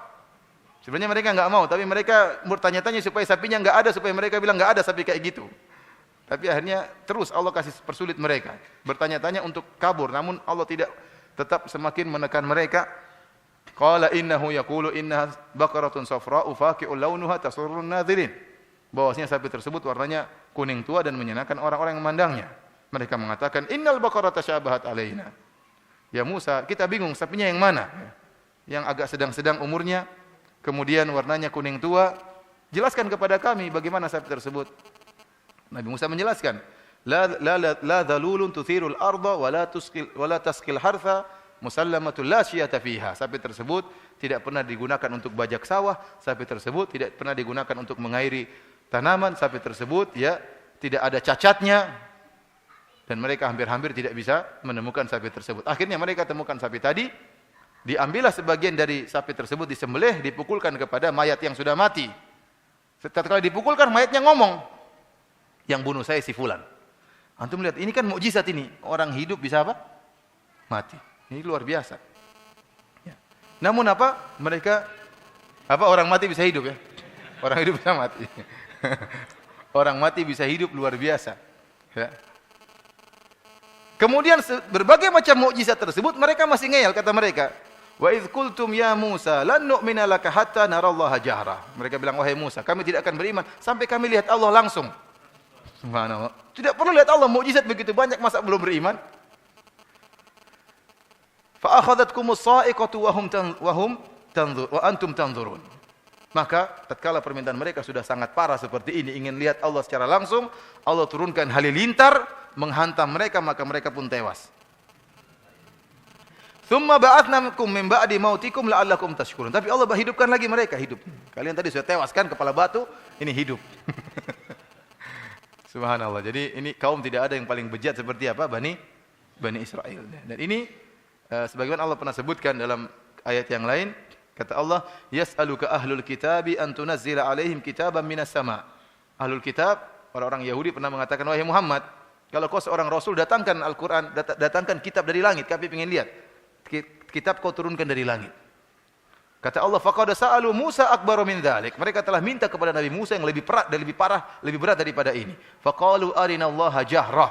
Kata mereka, tunjukkanlah kepada kami Allah, kami ingin lihat Allah secara langsung. Fa akhadhathumus sa'iqatu bidzulmihim.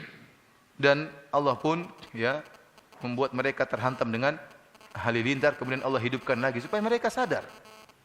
Namun mereka juga tidak sadar-sadar. Dan ini sama seperti orang-orang musyrikin. Mereka juga pernah minta Nabi turunkan Alkitab langsung dari langit. Ya. Au tarqaf fis sama wa lan nu'mina liruqiyyika hatta tunazzila alaina kitaban naqra'uh.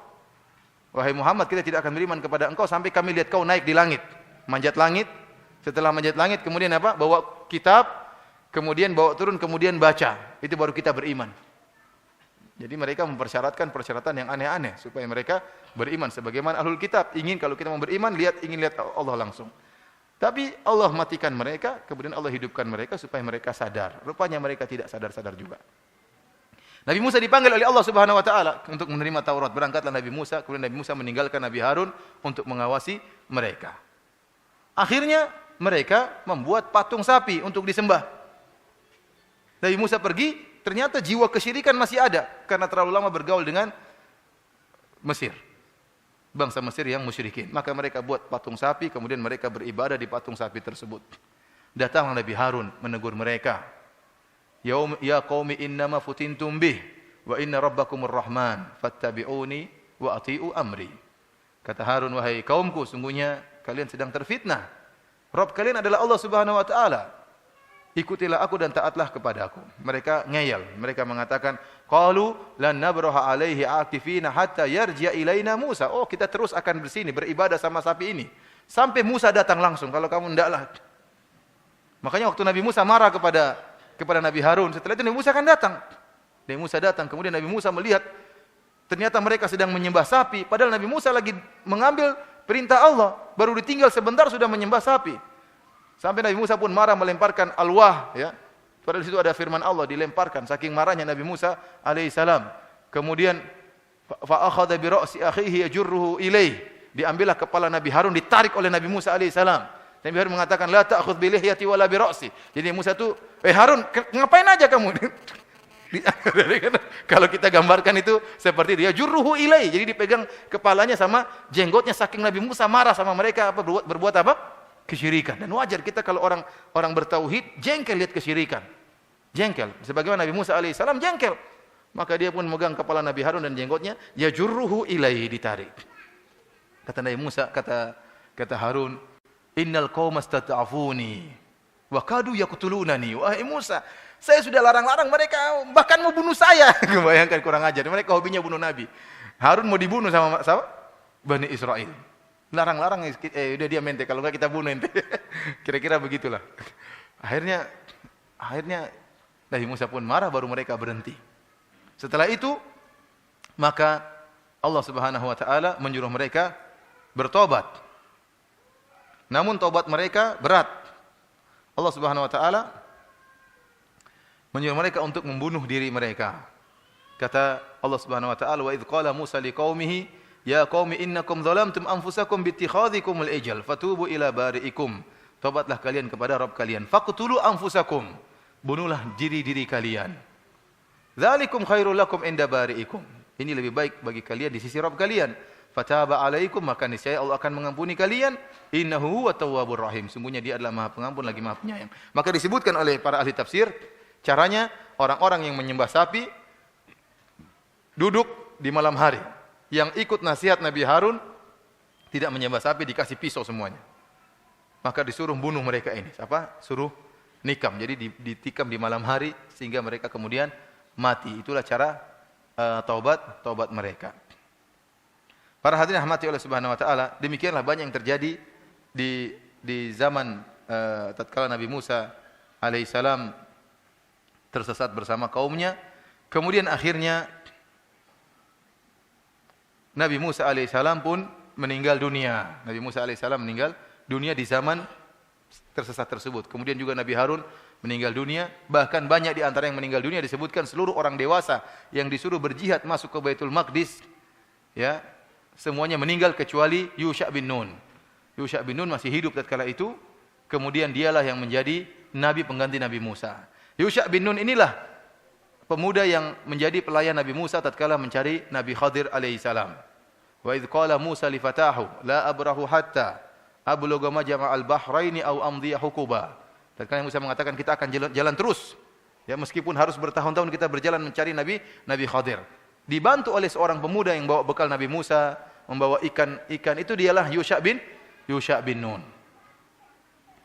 Disebutkan akhirnya Yusha bin Nun ini, dia seorang nabi, maka dia pun keluar bersama sebagian Bani Israel, kemudian ingin masuk ke Baitul Maqdis dan harus perang, karena ada orang-orang yang tinggal di situ. Dan dialah satu-satunya nabi yang dimana Allah pernah memberhentikan matahari, agar dia bisa menguasai Baitul Maqdis. Jadi dia mau masuk, ternyata waktu dia mau masuk ke Baitul Maqdis, waktu sudah asar. Dan sebentar lagi malam, dan dalam kode etik peperangan zaman dulu kalau sudah malam tidak boleh perang. Dia tidak boleh pakai rudal-rudalan lagi. Itu zaman dulu seperti itu. Sampai di zaman Nabi pun demikian. Sudah malam berhenti, besok lanjut lagi. Maka Yusha bin Nun tidak ingin berhenti. Maka dia bilang, wahai matahari, innaki ma'murah wa ana ma'mur.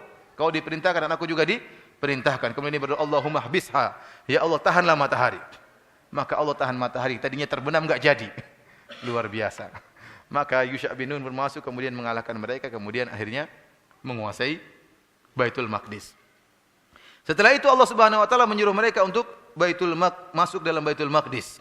Allah mengatakan, "Udkhulul baba sujjada wa qulu hittah." Wahai Bani Israel, masuklah kalian dalam keadaan ruku. Ya, bukan sujud ya, kalau sujud enggak bisa jalan ya. Sujud sini kata para ulama maksudnya apa? Ruku. Jadi sambil keadaan nunduk, disuruh tawadhu oleh Allah Subhanahu wa taala. Masuklah kalian ke Baitul Maqdis meskipun kalian menang dalam peperangan. Tapi kalian harus masuk melewati sebuah pintu dan kalian harus ruku untuk menunjukkan tawadhu dan berkata hittah, artinya ya Allah ampunilah kami. Jadi disuruh untuk tawadhu oleh Allah Subhanahu. Mereka rupanya ngeyel, enggak mau. Disuruh ruku mereka enggak. Disebutkan bahwasanya mereka justru balik ke belakang. Jadi maksudnya pakai bokong mereka apa? Mundur. Kemudian hittah dibilang hintah, gandum katanya, kita mau makan gandum. Jadi kurang ajar banget apa? Orang Bani Israil ini kurang ajar, luar biasa apa? Payah mereka. Akhirnya mereka pun masuk di Baitul Maqdis, kemudian mereka pun tinggal di Palestina. Kemudian para hadirin rahmati Allah Subhanahu wa taala, setelah itu para ahli sejarah Bani Israel membagi periode sejarah Bani Israel menjadi 3 periode. Periode pertama mereka namakan dengan Asrul Qudat, yaitu masa para hakim. Jadi begitu Yusha bin Nun masuk di Palestina, maka dia membagi Bani Israel menjadi 12 kabupaten lah kira-kira, 12 tempat. Masing-masing kabupaten tersebut dipimpin oleh seorang hakim. Maka dikatakan dengan zaman para hakim. Yang hakim-hakim tersebut kembali kepada Yusha bin Nun. Kalau ada masalah, maka kembali kepada Yusha bin Nun. Maka ini berlangsung lama, ya, sampai di zaman Nabi Samuel. Itu nabi yang terakhir sebelum datang Asrul Muluk, zaman para raja. Tatkala di zaman tersebut 12 kabupaten sering terjadi perang saudara di antara mereka, dengki-dengkian di antara mereka. Kemudian Allah utus para nabi di situ, nabi tadi siapa? Nabi Yusha bin Nun, nabi-nabi berikutnya sampai akhirnya di zaman Nabi Samuel. Tatkala di zaman Nabi Samuel, mereka minta agar mereka udah bosan nabi terus, kita pengin raja. Kita pengin apa? pingin agar Allah mengutus kepada kami seorang raja. Maka Nabi disebut dalam Al-Qur'an ba'atsalakum taluta malika. Akhirnya dikabulkan. Samuel berdoa kepada Allah agar diberikan raja bagi mereka. Mereka ingin ada raja, nuqatil fi sabilillah. Dengan raja tersebut kita berperang di jalan Allah Subhanahu wa taala. Karena banyak bangsa-bangsa sekitar situ dan mereka ingin menang. Maka Allah kirimkan Talut sebagai raja. Tatkala diutus Talut sebagai raja, mereka protes. Anna yakunu lahul mulku alaina wa nahnu ahaqqu bil mulki minhu wa lam yu'ta sa'atan minal mal. Bayangkan, sudah minta kepada Allah kirim raja, Allah tentukan si Talut yang jadi raja, mereka protes. Oh, enggak bisa kalau Talut jadi raja. Yang pilih siapa? Allah Subhanahu wa taala. Mereka protes dengan keputusan Allah. Kata mereka, dia enggak punya duit. Masa mau jadi raja? Raja harus punya duit. Kita punya harta lebih banyak daripada dia. Inna Allah astafahu alaikum wa zadahu basatan fil ilmi wal jism. Dibantah oleh Nabi Samuel dengan mengatakan bahwasanya Allah telah memilih Talut sebagai raja bagi kalian dan Allah telah berikan dia ilmu dan meskipun tidak punya duit tapi badannya tegar, kokoh, hebat dan dia punya ilmu. Maka pantas jadi raja. Talut ini dalam kitab Injil disebut dengan Syaul. Antum tidak akan dapat kalimat Talut, tapi mereka namanya Syaul. Terkadang namanya dirubah-rubah ya. Seperti Ibrahim jadi Abraham. Daud jadi David. Sulaiman jadi Solomon. Juleha jadi Julia. Di antaranya Talut menjadi Syaul. Inilah raja pertama mereka. Maka berubahlah periode para hakim berubah menjadi periode para raja. Mulailah raja-raja muncul tatkala itu. Ada nabi, ada raja. Ada nabi, ada raja. Ada nabi, ada raja. Nabi sendiri, raja sendiri. Ya. Mereka bosan kalau mimpin nabi, pinginnya raja. Sampai akhirnya ada nabi sekalian raja, yaitu Nabi Daud alaihissalam. Nabi Daud alaihi salam. Setelah Nabi Daud raja terakhir mereka Nabi Sulaiman alaihissalam. Mereka mencapai puncak kejayaan di zaman Nabi Sulaiman. Di zaman Nabi Sulaiman, Nabi Sulaiman membangun Haikal Sulaiman. Apa Haikal Sulaiman? Posisinya di mana? Di Baitul Maqdis. Dibangunlah Haikal Sulaiman. Disitulah puncak kejayaan mereka. Namun para hadirin yang rahmati Allah Subhanahu wa taala, setelah Nabi Sulaiman meninggal, maka terjadilah perang saudara di antara mereka. Yang kemudian dikatakan oleh para ahli sejarah Yahudi, sejarawan Yahudi, mereka mengatakan maka masuk periode ketiga yang disebut Asr Inkisam Mamlakat Bani Israel. Zaman di mana terpecahnya kerajaan Yahudi. Terpecahlah menjadi dua. Ada dua orang yang ribut. Yang satu bernama Rohboam bin Sulaiman. Rohboam anaknya Sulaiman sama Yurboam bin Nubat. Dua orang ini ribut, sama-sama orang hebat. Setelah Nabi Sulaiman meninggal maka ributlah. Rohboam anaknya Sulaiman ya, ingin menggantikan posisi ayahnya. Siapa? Nabi Sulaiman. Dan dia bukan nabi, tapi Rohboam bukan nabi. Akhirnya orang-orang Yahudi mengatakan, iya, kau boleh jadi raja, tapi syaratnya seluruh kewajiban-kewajiban yang Sulaiman wajibkan kepada kita dihapus. Protes mereka. Jadi mau demo sama Nabi Sulaiman enggak berani, demo sama anaknya. Ya. Boleh kau jadi raja, tapi semua hukum-hukum yang telah diwajibkan oleh Sulaiman tolong dihapus. Akhirnya Rohboam karena dia taat kepada ayahnya, dia tidak mau. Akhirnya dia pun bikin kerajaan sendiri. Kerajaan sendiri yaitu dari suku Yahuda dan suku Binyamin kalau tidak salah. Dua suku ini bergabung menjadi Daulat Yahuda. Inilah yang disebut dengan kerajaan Yahudi. Yahuda namun orang-orang selain mereka mengucapkan jadi Yahudi. Asalnya namanya Yehuda Yahuda, tapi dikenal akhirnya belakangan menjadi Yahudi. Jadi dari dua suku suku Binyamin sama suku Yahuda. Sementara 10 suku yang lainnya bergabung bersama Yurboam bin Nubat membuat kerajaan namanya Daulat Israel, kerajaan Israel. Maka terpecahlah menjadi dua kerajaan. Setelah terpecah menjadi dua kerajaan, ya, maka sering terjadi perkelahian di antara mereka, dua kerajaan yang bersaudara ini. Saling berkelahi, kadang musuh-musuhan, kadang bekerja sama tatkala ada bangsa-bangsa lain yang ingin menyerang, mereka kerjasama, terkadang mereka perang-perangan, terkadang mereka kerjasama. Dan ini ratusan tahun berlaku, sampai akhirnya datanglah suku-suku luar menghancurkan kerajaan Yahuda. Kemudian juga menghancurkan kerajaan Israel. Akhirnya mereka terusir dari Dari Palestina. Kemudian datang, entah disebutkan dalam sejarah, pertama raja ini, kemudian raja ini, raja Babel, raja Bukhtanasar mengusir mereka, kemudian dia menghancurkan Haikal Sulaiman. Ya. Disitulah zaman di mana Taurat hilang, ya, mereka carut marut ke sana ke sini, dan itu sejarahnya antum bisa baca di Injil. Mereka sebutkan di Injil. Allah alam sejarah itu benar atau tidak, tapi termaktub dalam kitab Perjanjian Lama disebutkan tentang kisah perjalanan bagaimana kondisi orang-orang Yahudi setelah itu. Kemudian akhirnya datang juga Farain Mesir. Datanglah orang Mesir menguasai apa? Menguasai Palestina. Ya. Kemudian datang lagi raja yang lain. Setelah mereka masuk ke situ Mesir masuk ke Palestina, diusirlah orang-orang Yahudi. Kemudian datang lagi raja berikutnya dari Persia. Tatkala datang seorang raja, saya lupa namanya, ada dari Persia datang, kemudian Yahudi dipanggil lagi kembali untuk tinggal di mana? Di Palestina. Kemudian datang lagi raja berikutnya, yaitu dari Romawi, maka diusirlah raja dari Persia ini, kemudian Bani Israel pun diusir dan disiksa, kemudian Haikal Sulaiman dihancurkan untuk kedua kalinya.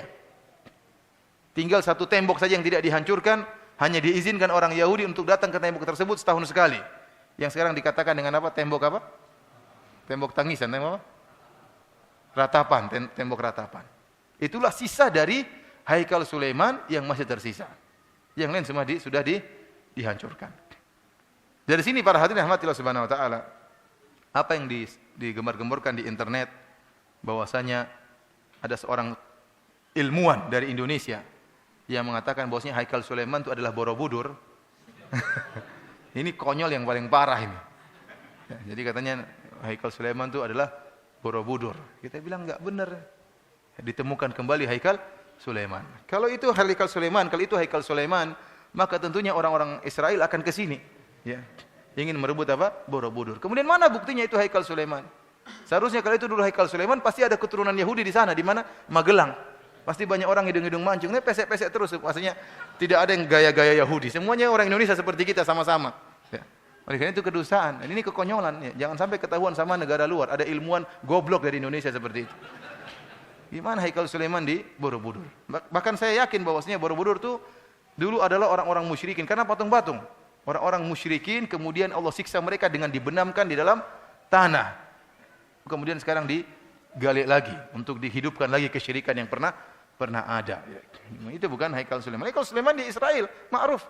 Makanya orang Yahudi datang setiap tahun menangis di tembok tersebut, dan mereka ingin mendirikan negara Israel Raya. Harus dibangun di atas Haikal tersebut. Itu yang mereka yakini. Maka mereka berusaha untuk menguasai Palestina. Karena itu awal dari kerajaan mereka secara agama, mereka yakin itulah awal kejayaan mereka dengan menguasai Haikal Sulaiman, membangun kembali kerajaan Sulaiman. Dari sini apa yang dikatakan oleh sebagian orang tokoh agama Indonesia yang mengatakan pertempuran antara kaum Palestina, antara kaum muslimin dengan orang Yahudi hanya pertempuran saudara. Ini tidak benar, peperangan saudara. Ini kedustaan besar. Karena orang-orang Yahudi mereka berperang bukan karena agama mereka berperang, itu tidak. Karena mereka ingin mendirikan apa? Haikal Sulaiman. Dan sejak kapan orang-orang Arab Palestina pernah bersaudara sama orang-orang Yahudi? Secara bangsa saja berbeda. Ini bangsa Israel, ini bangsa Yahudi. Bagaimana mereka pernah bersaudara? Kemudian dikatakan, kecuali kalau kita misalnya di Banjarmasin ada satu nenek moyang kemudian berkelahi, ya mungkin. Ini enggak. Ini bangsa lain, ini bangsa lain. Kemudian bagaimana dikatakan bersaudara? Dan pernyataan seperti ini berbahaya. Tatkala dikatakan ini perang saudara, seakan-akan sudahlah, enggak usah dipedulikan. Seakan-akan kita enggak usah bantu, padahal saudara-saudara kita sedang apa? Dibantai. Dia bilang bahwasanya ini perang yang didirikan, yang diserukan oleh orang Yahudi, perang agama bukan perang saudara. Karena mereka ingin menguasai apa? Palestina, dan ingin mendirikan Haikal Sulaiman. Ala kulli hal, akhirnya orang Yahudi berulang-ulang ditindas oleh bangsa-bangsa lain sampai akhirnya pada tahun 1700 kalau tidak salah 1700-an, ya, maka ada seorang yang punya ide untuk mengumpulkan orang-orang Yahudi untuk kembali lagi ke Israel, merebut kembali Israel, sampai akhirnya pada tahun kalau nggak salah 1940 berdirilah Israel Raya dengan bantuan Inggris sebelumnya, kemudian bantuan Amerika, maka berdirilah negara apa?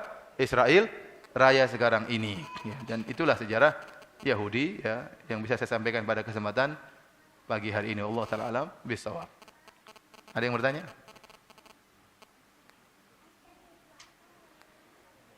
Ya, silakan.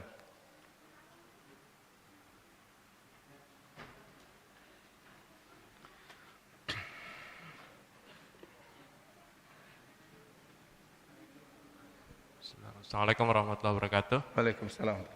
Ustaz, kalau saya tidak salah di surat Al-Isra ayat 4 dan 5 Ustaz. Iya.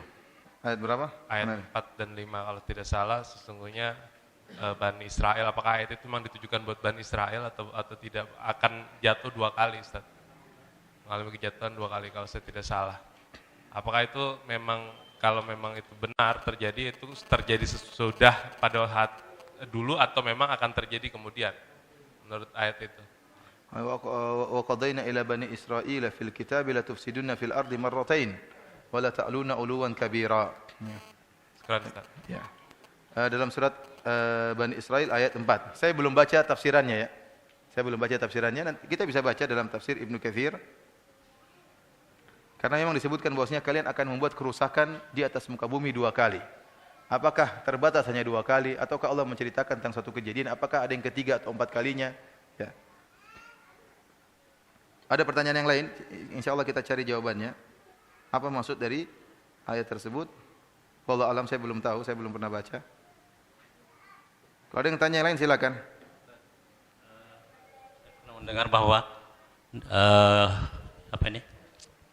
Raja Firaun ini pada saat dia Raja apa? Siapa yang ini? Firaun pada saat di tengah laut sudah sekarat ya, mau bertobat katanya. Mau bertobat ya. Iya, itu gimana? Iya, dalam Al-Qur'an Allah sebutkan falamma adrakahul gharaqu qala amantu annahu la ilaha illa alladhi amanat bihi banu Israil wa ana minal muslimin. Tatkala dia akan tenggelam, dia mengatakan la ilaha illallah. Dia mengatakan amantu annahu la ilaha illa alladhi amanat bihi banu Israil. Aku beriman bahwasanya tidak ada sembahan yang berhak disembah kecuali Tuhannya Bani Israil. Jadi sebelum meninggal dia mengucapkan la ilaha illallah. Tapi ucapannya tersebut tidak bermanfaat. Karena Nabi SAW mengatakan innallaha yaqbalu taubatal abdi ma lam yugharghir. Allah menerima taubat seorang hamba tatkala nyawa belum di kerongkongan. Itu kematian sudah di depan dia, kemudian dia mengucapkan la ilaha illallah. Dalam riwayat disebutkan malaikat Jibril tatkala lihat dia mengucapkan la ilaha illallah, maka malaikat Jibril mengambil semacam tanah dari pasir, dari pantai atau dari laut, maka dimasukkan ke dalam mulut Firaun supaya tidak banyak omong. Kalau dia bilang saya khawatir tasbiquhu rahmatullah. Kalau dia banyak omong, ya Allah ampuni, ampuni, Allah nanti bisa ampuni. Dia malaikat Jibril enggak mau dia diampuni. Mati aja kamu. Dalam riwayat disebutkan begitu. Akhirnya dia pun mati dan tidak diampuni karena memang sudah lewat waktunya. Sudah lewat waktunya dan dia meninggal dalam mengucapkan apa? La ilaha illallah, namun bukan pada waktunya. Inilah kenapa Ibnu Arabi dalam kitabnya Fususul Hikam mengatakan Fir'aun masuk surga. Kenapa dia meninggal dalam mengucapkan apa? La ilaha illallah. Ini kesesatan. Kalau Fir'aun masuk surga, apalagi kita, jelas masuk surga. Fir'aun aja masuk surga, yang aku Tuhan. Apa? Istri Fir'aun, iya, istri Fir'aun tadi, ya, baik.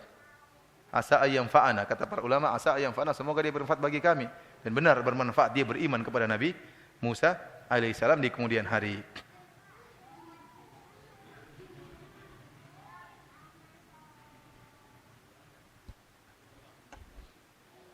Assalamualaikum Ustadz. Iya. Saya mau tanya, apakah Yahudi dan Syiah itu bersaudara? Yahudi dan apa? Dan Syiah, apa itu bersaudara mereka? Secara bangsa berbeda ya. Yahudi mereka adalah bangsa yang mengatakan mereka pilihan Allah Subhanahu wa taala. Tadi Allah mengatakan qul ya ayyuhalladzina hadu in za'amtum annakum awliya'u lillahi min duninas. Mereka menyangka mereka aulia Allah, yang lain enggak. Kami ajalah wali-wali Allah, kamilah hamba yang diakui oleh Allah, yang lainnya bukan. Oleh karenanya dalam buku mereka dalam kitab Talmud, mereka mengatakan bahwasanya sebenarnya bangsa-bangsa selain Yahudi itu diciptakan oleh Allah untuk melayani mereka. Semuanya bangsa Indonesia, semuanya bangsa selain Yahudi itu diciptakan oleh Allah untuk melayani mereka. Dan sebenarnya kedudukan bangsa-bangsa yang lain selain Yahudi, kedudukannya seperti babi, monyet dan anjing, sapi, seperti hewan-hewan. Tapi kalau Allah ciptakan mereka dalam bentuk hewan, susah melayani mereka. Makanya diciptakan dalam bentuk seperti antum-antum ini, supaya mudah untuk melayani orang Yahudi. Jadi mereka tidak pernah bersaudara dengan bangsa-bangsa yang lain. Ini hukum asal. Tetapi memang kita tahu dalam sejarah pendirian Syiah dari Abdullah bin Saba, yang dia seorang Yahudi. Sebagaimana disebutkan dalam buku-buku sejarah Syiah dan termaktub juga dalam kitab-kitab Syiah tentang Firqah Sabaiyah yang berasal dari Abdullah bin Saba, seorang Yahudi. Ini diakui dalam memang tokoh Abdullah bin Saba kontroversial. Namun ternyata setelah diteliti dalam buku-buku Syiah juga disebutkan bahwasanya nenek moyang mereka berasal dari Abdullah bin Saba. Ya. Tapi secara bangsa tidak bersaudara. Secara pemikiran ada kesamaan. Oleh karena ada risalah ilmiah yang judulnya Badrul Majhud fi Musyabahat Rafidhah bil Yahud, atau maknanya seperti itu, yaitu tentang persamaan antara Yahudi dengan Syiah. Risalah ilmiah 2 jilid, ya. Enggak tahu sudah diterjemahkan atau belum? Ya, tentang kesamaan antara Syiah dengan apa? Dengan Yahudi. Ya. Dan kita lihat di mereka berpelukan antara Yahudi dengan apa? Nah, sekarang kalau mereka bilang musuhan, harusnya kan sekarang orang-orang Iran memerangi apa? Israel. Kenapa mereka tidak perang Israel? Dari dulu enggak pernah ada perang. Cuma omong kosong, katanya ngirim rudal pun enggak kena apa-apa. Kemudian setelah itu skenario berhenti. Sekarang waktunya membuktikan kalian musuh Yahudi, perangi Yahudi. Hanya bilang kita akan perangi Amerika, perang Yahudi, enggak pernah perang-perang. Itu kebohongan yang mereka apa? Ucapkan. Permainan orang-orang Syiah. Justru mereka membantai kaum muslimin. Harusnya kalau mereka benar-benar ya berperang, maka perangilah apa? Orang-orang Yahudi. Dan ini kita katakan juga kepada ISIS yang sekarang mulai apa? Mulai muncul. Kalau ISIS benar-benar adalah kaum muslimin membela Islam, perang itu Israel. Kenapa justru mereka masuk dalam peperangan antara mujahidin dengan Bashar Assad di Suriah? Justru mereka tidak memerangi Bashar Assad, malah kemudian membunuhi apa? Mujahidin gara-gara tidak mau berbaiat sama dia. Tidak mau berbaiat kepada ISIS. ISIS ini juga khawarij. Mengkafirkan orang-orang yang tidak membaiat kepada dia. Mengerikan pemikiran mereka. Yang tidak baiat maka dikafirkan. Dan dia mengatakan, saya adalah pimpinan kaum muslimin seluruh dunia. Kan ngeri. Nah, kita katakan kepada ISIS, kamu sudah kedahuluan Islam Jamaah. Islam Jamaah sudah khalifah sejak dulu. Tahu Islam Jamaah enggak? LDI kan punya raja kan? Rajanya lebih dahulu daripada raja ISIS. Kasih tahu tuh rajanya ISIS untuk berbaiat sama raja Indonesia Islam Jamaah. Ya. Karena LDI lebih dahulu. ISIS enggak tahu, makanya perlu kasih tahu informasi. Siapa tahu kalau dia tahu dia, oh saya salah ternyata. Dia baiat sama LDI. Dan telah muncul juga raja-raja yang lain. Kemudian ada lagi mengatakan kami sedang mencari khalifah. Ada kelompok yang ingin cari-cari apa? Pikirnya selalu bikin khilafah. Sekarang kita bilang, kamu yang ingin pikir-pikir khilafah, sudah ada khalifah baru. Tinggal baiat. Mereka juga enggak mau, itu enggak sesuai persyaratan. Intinya, ya begitulah. Amburadul yang ada sekarang.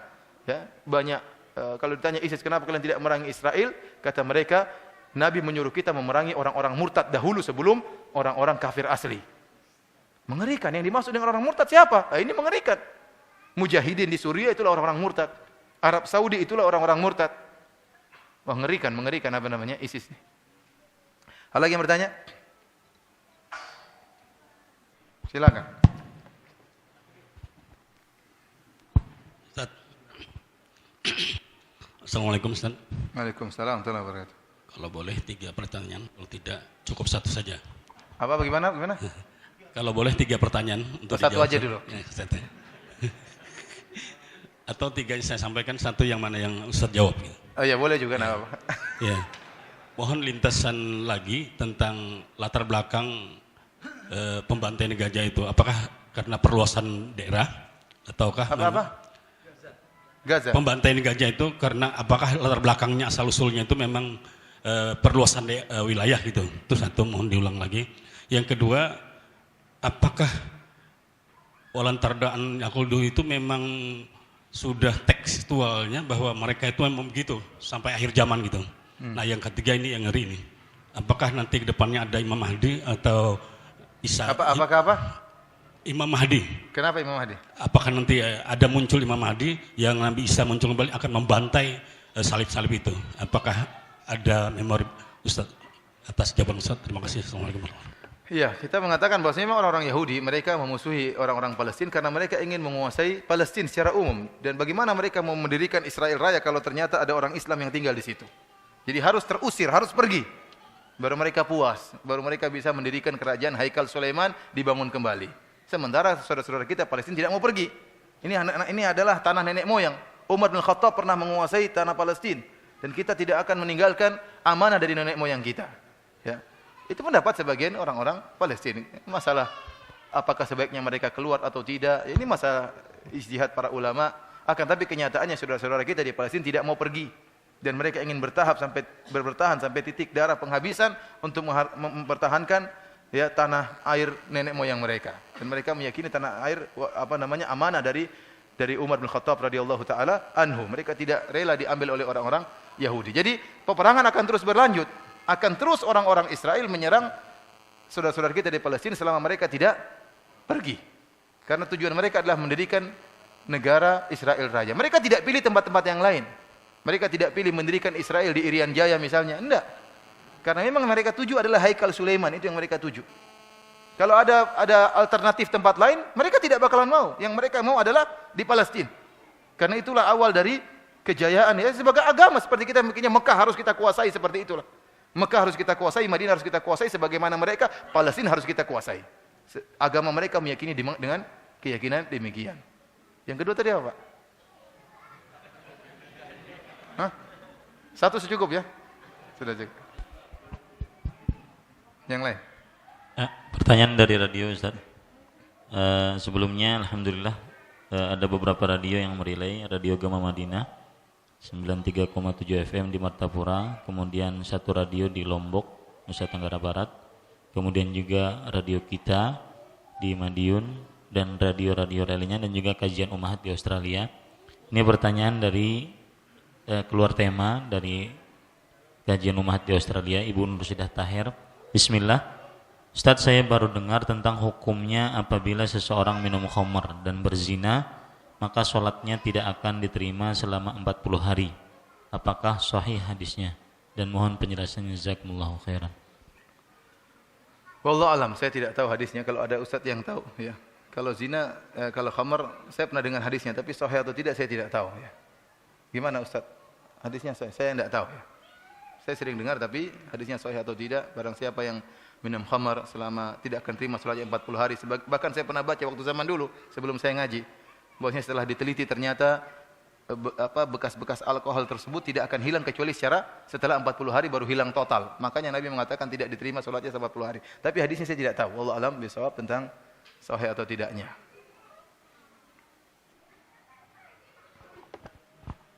Assalamualaikum warahmatullahi wabarakatuh. Ya, waalaikumsalam warahmatullahi wabarakatuh. Ya Ustadz, saya mau tanya apakah di Yerusalem itu Masjidil Aqsa itu bangunannya bertepatan dengan Haikal Sulaiman tidak? Allah alam, saya belum pernah ke sana.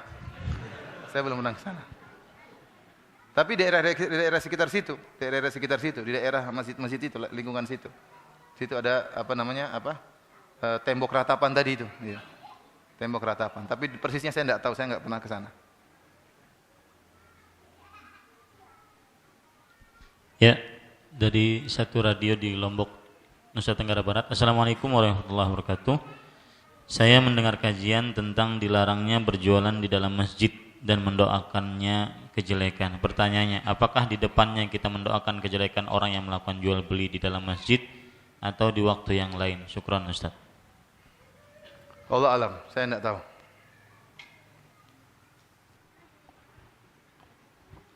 Assalamualaikum warahmatullahi wabarakatuh. Waalaikumsalam warahmatullahi wabarakatuh. Saya ingin bertanya masalah sejarah Masjid Al-Aqsa, Ustaz, siapa yang mendirikannya? Yang kedua, di sana ada dua masjid yang berdekatan antara Masjid Dome of the Rock dan Masjid Al-Aqsa. Mana pertanyaan? Yang bertanya mana? Oh iya, iya. Ada dua masjid yang berdekatan. Nah itu kadang-kadang bagi orang awam membingungkan gitu. Sebagian orang yang tahu bahwa Masjid Al-Aqsa itu adalah Dome of Rock, tapi ternyata tidak gitu. Saya juga baru tahu bahwa itu bukan Masjid Al-Aqsa. Nah justru Masjid Al-Aqsa yang bangunan lama gitu, Ustaz. Nah itu jaraknya mungkin kalau jaraknya begitu dekat, mengapa masjid itu harus ada dua gitu, Ustaz? Malah justru menghilangkan Masjid Al-Aqsa itu seakan hilang oleh Dome of Rock itu, Ustaz. Ya, terima kasih. Warahmatullahi wabarakatuh. Waalaikumsalam. Wallahu alam, saya tidak tahu. Saya tidak tahu. Tanyakan kepada orang yang pernah ke sana. Ada sebagian ustaz-ustaz alhamdulillah pernah ke sana, pernah ngobrol sama orang sana. Saya tidak tahu, wallahu alam. Saya baru tahu dari antum. Secara namanya saya baru tahu. Tadi namanya apa? Bro Prof apa tadi? Saya juga baru tahu. Iya, saya enggak tahu. Terus terang saya tidak tahu. Saya enggak tahu. Ada yang lain yang saya tahu? Assalamualaikum warahmatullahi wabarakatuh. Waalaikumsalam warahmatullahi wabarakatuh. Ustadz, ini ada pertanyaan mengenai pendapat bahwa dikatakan yang jahat antara Yahudi, ya di Yahudi itu sebenarnya yang jahat itu dikatakan gerakan Zionis. Sedangkan orang-orang Yahudi itu belum tentu jahat katanya, seperti Belum itu. tentu apa? Belum tentu jahat semuanya. Belum tentu Yahudi asli. Ya, Yahudi katanya dikatakan seperti oh, jahat. sekarang di Gaza ada relawan Yahudi katanya begitu. Nah, bagaimana tanggapan kita terhadap orang-orang yang Yahudi secara umum? Assalamualaikum warahmatullahi wabarakatuh. Waalaikumsalam warahmatullahi wabarakatuh. Yahudi secara umum adalah bangsa yang bejat ya. Bangsa yang dikatakan adalah maghdub alaihim. Yang dilaknat diberi murkai oleh Allah Subhanahu wa taala. Dan telah kita jelaskan bagaimana nenek moyang mereka begitu suka membangkang ya. Dan sering mereka mengakali syariat Allah Subhanahu wa taala. Dan ini dijelaskan dalam Al-Qur'an dan juga dalam hadis-hadis Nabi. Contohnya dalam Al-Qur'an Allah menjelaskan tentang tatkala Allah melarang mereka untuk mengambil ikan pada hari Sabtu. Was'alhum 'anil qaryati allati kanat hadratal bahri idh ya'duna fi sabti idh ta'tihim hitanuhum yawma sabtihim syurra'a wa yawma la yasbituna la ta'tihim kadzalika nabluhum bima kanu yafsukun. Tanyakanlah kepada orang-orang Yahudi tentang nenek moyang mereka. Jadi orang Yahudi bangga dengan nenek moyang mereka, maka Allah katakan tanyakan tentang nenek moyang mereka yang kurang ajar. Tatkala mereka melakukan pelanggaran pada hari Sabtu, tatkala mereka dilarang untuk mencari ikan pada hari Sabtu, maka mereka pintar. Mereka pasang jaring pada hari Jumat, kemudian ikannya pada hari Sabtu masuk sendiri ke jaring, maka hari Minggu mereka ambil ikan-ikan tersebut. Tadinya mereka bersabar, mereka nunggu ya, mencari ikan. Allah beri kesempatan waktu yang panjang. Dari Senin, Selasa, Rabu, Kamis, Jumat, kemudian Ahad, Sabtu jangan. Yang jadi masalah pada hari-hari selain Sabtu, ikannya sedikit atau tidak ada. Pada waktu hari Sabtu ikannya banyak. Bahkan loncat-loncat ya, di depan mereka, ngejek. Ikannya banyak, akhirnya mereka cari akal bagaimana agar syariat Allah bisa diakali. Akhirnya mereka pasang jaring pada hari Jumat, dan hari Ahadnya baru diambil. Kalau kita debat mereka mengatakan yang penting Allah larang kerja pada hari Sabtu kita libur. Tapi kalian ambil ikannya salah sendiri masuk di jaring. Makanya Allah merubah mereka menjadi monyet. Mereka dirubah menjadi monyet. Kata para ulama di antara hikmahnya karena apa yang mereka lakukan sangat mirip dengan kebenaran namun kebatilan. Apa yang mereka lakukan dengan pasang jaring pada hari Jumat kemudian diambil pada hari Ahad itu mirip dengan kebenaran, seakan-akan mereka tidak salah. Maka mereka dirubah menjadi monyet karena monyet sangat mirip dengan manusia tapi bukan manusia. Itu kan sebagian ulama. Demikian juga tatkala mereka diharamkan untuk misalnya minyak babi atau minyak hewan-hewan tertentu, mereka jual minyak tersebut. Artinya mereka terlalu banyak mengakali syariat Allah Subhanahu wa taala dan sebagaimana sifat-sifat mereka yang tadi telah kita sebutkan. Kalau ternyata ada Yahudi yang baik, ya mungkin ya ada saja di antara mereka seperti Abdullah bin Salam yang akhirnya masuk Islam, mungkin saja. Namun itu di luar dari hukum asal. Hukum asal Yahudi adalah bejat. Hukum asal Yahudi adalah kurang ajar. Hukum asal Yahudi karena mereka berpegang teguh dengan kitab Talmud dan kitab Taurat. Kalau antum baca kitab Talmud isinya adalah keburukan, isinya kejahatan. Bagaimana bersikap jahat terhadap orang di luar, bangsa di luar Yahudi. Kalau ada orang Yahudi yang baik, berarti dia tidak beriman dengan Talmud. Dia bukan Yahudi sejati. Ya. Jangan-jangan ibunya orang Indonesia, kan tidak tahu. Dia bukan Yahudi sejati. Kalau Yahudi sejati, yang fanatis, maka dia seperti itu, yang beriman kepada Talmud. Ya. Kalau ada relawan Yahudi, ya mungkin saja, atau mungkin kamuflase, hanya penipuan. Wallahu a'lam bishawab, tapi kita katakan hukum asal Yahudi adalah kaum pengkhianat, kaum penipu, pembunuh para nabi dan kebejatan-kebejatan lainnya. Sudah? Sampai masih ada bertanya atau sudah selesai?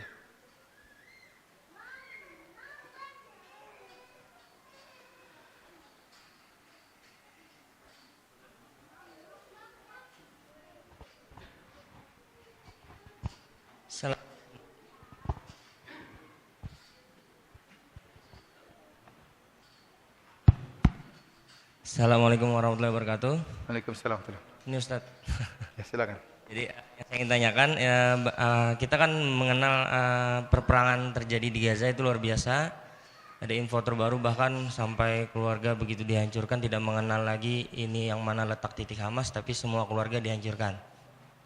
Yang saya ingin tanyakan, begitu sedihnya melihat seperti itu, apakah ada dari negara-negara Arab Saudi atau yang negara-negara Arab untuk bersatu melindungi negara rakyat di Gaza sana yang mungkin apalagi kita mungkin merasa wah, ini pengen berjihad Ustaz, pengen berjihad karena mungkin melihat keadaan di sana, tapi apakah ini juga diperbolehkan atau tidak saya tidak tahu. Tapi yang saya pikir apakah ada dari negara-negara Arab untuk bersatu melindungi saudara-saudara Muslim kita di Gaza yang mungkin informasinya bisa didapat dari teman-teman yang mungkin di negara Arab sana. Terima kasih Ustaz.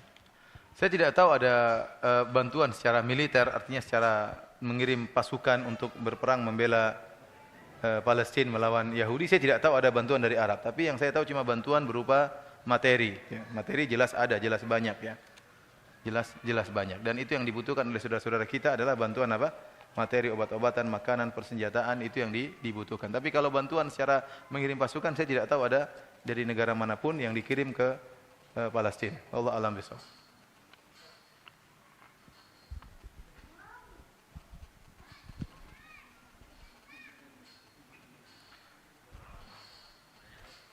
Ustadz, saya pernah dengar musik itu haram, tapi saya ragu karena saya suka musik. Tolong penjelasan dalil tentang pengharaman musik. Ini dalil haram musik ya, di antaranya dalam surat Luqman, ya minan nasi may yashtari lahwal hadithi liyudhilla an sabilillah. Di antara manusia ada yang membeli perkataan yang sia-sia untuk menyesatkan dari jalan Allah Subhanahu wa taala. Baca buku tafsir manapun akan disebutkan perkataan Ibnu Mas'ud. Dia bersumpah yang bahwasanya yang dimaksud adalah nyanyian yang menyesatkan orang dari jalan Allah Subhanahu wa taala ya. Sebagian ulama ya seperti Ibnu Rajab Al-Hambali dalam kitabnya Fathul Bari ya, Syarah Sahih Bukhari ya, versi Ibnu Rajab, dia mengatakan bahwasanya dimaksud dengan nyanyian tersebut adalah nyanyian yang disertai dengan musik. Wallahu a'lam bishawab. Ini pendapat beliau karena beliau mengatakan tafsiran tersebut muncul dari Ibnu Mas'ud tatkala kaum muslimin sudah bercampur dengan orang-orang Romawi yang masuk Islam dan kebiasaan mereka adalah menyanyi sambil musik-musikan. Maka ayat ini berkaitan dengan musik ya. Kemudian dalam hadis dalam Sahih Bukhari Nabi SAW mengatakan la yakunana aqwamun min ummati yastahiluna al-hira wal harira wal khamra wal ma'azif. Akan ada dari umatku yang menghalalkan zina, menghalalkan bir, menghalalkan kain sutra bagi lelaki dan menghalalkan alat-alat musik. Ini Rasulullah mengkabarkan akan ada umat yang model begini, menghalalkan zina, yang menghalalkan bir, menghalalkan kain sutra bagi lelaki dan juga menghalalkan alat-alat musik. Ini menunjukkan alat musik hukumnya haram. Oleh karenanya para ulama ijma bahwasanya musik hukumnya haram dan ini pendapat 4 mazhab. Dan termasuk ulama yang keras dalam hal ini adalah Imam Syafi'i rahimahullahu taala yang keras mengharamkan musik. Sampai beliau mengatakan kalau ada orang mencuri alat musik maka tidak perlu dipotong tangannya. Ya, tidak perlu. Kenapa? Karena itu hukumnya seperti mencuri babi dan seperti mencuri bir. Sama-sama hukumnya haram. Jadi kalau ada barang, karena asalnya barang haram memang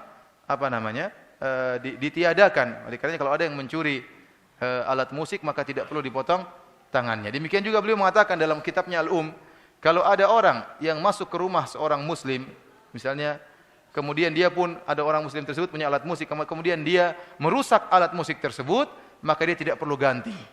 Dia tidak perlu ganti. Oleh karena saya sampaikan kalau antum pergi ke toko alat musik, antum masuk hancurkan alat musiknya. Antum bilang Imam Syafi'i mengatakan demikian. Kalau saya hancurkan tidak perlu ganti. Kata dia tidak usah ganti tapi tolong masuk kantor polisi ya. Ini pendapat Imam Syafi'i. Oleh karena semuanya ulama 4 mazhab semuanya mengharamkan apa? Musik. Dan kenyataannya musik ya adalah melalaikan. Kita semua tahu musik apa?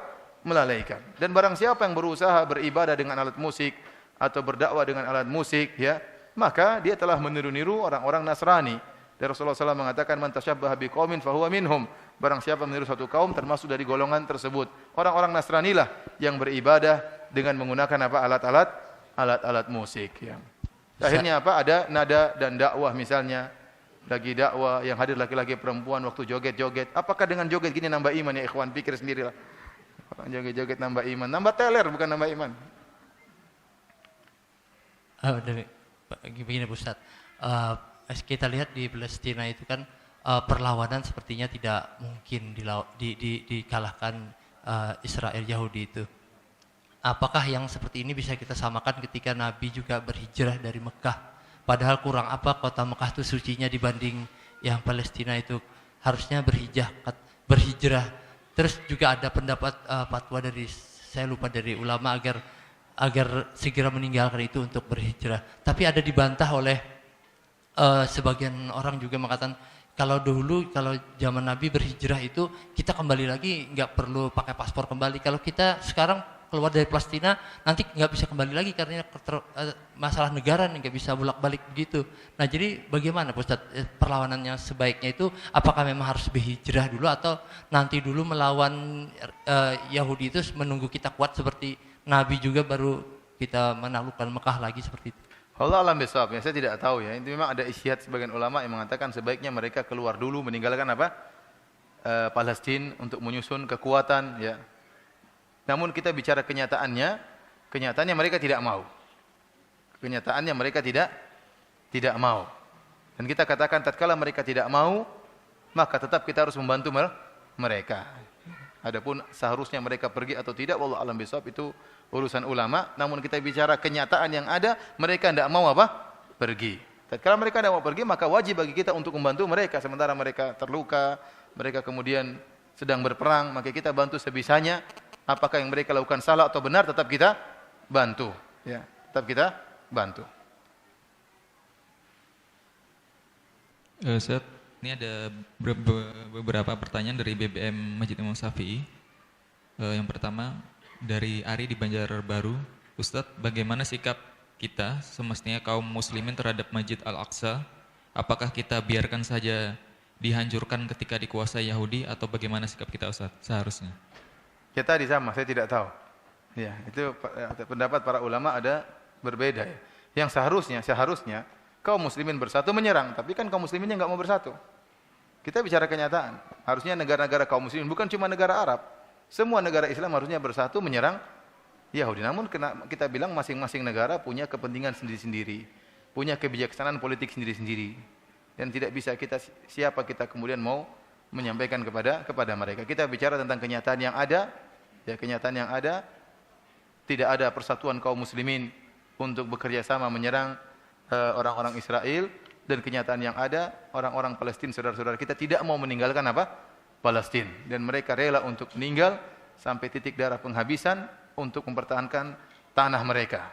Dan mereka tidak mau diusir dari tanah mereka. Maka kewajiban kita yang bisa kita lakukan semaksimal mungkin adalah memberi bantuan kepada mereka. Yang mereka lakukan benar atau salah itu urusan Allah Subhanahu wa taala. Ya, mungkin satu lagi Ustaz dari BBM juga. Ya. Ustaz, tadi disebutkan bangsa Yahudi dikutuk menjadi kera. Kapan periode itu terjadi Ustaz?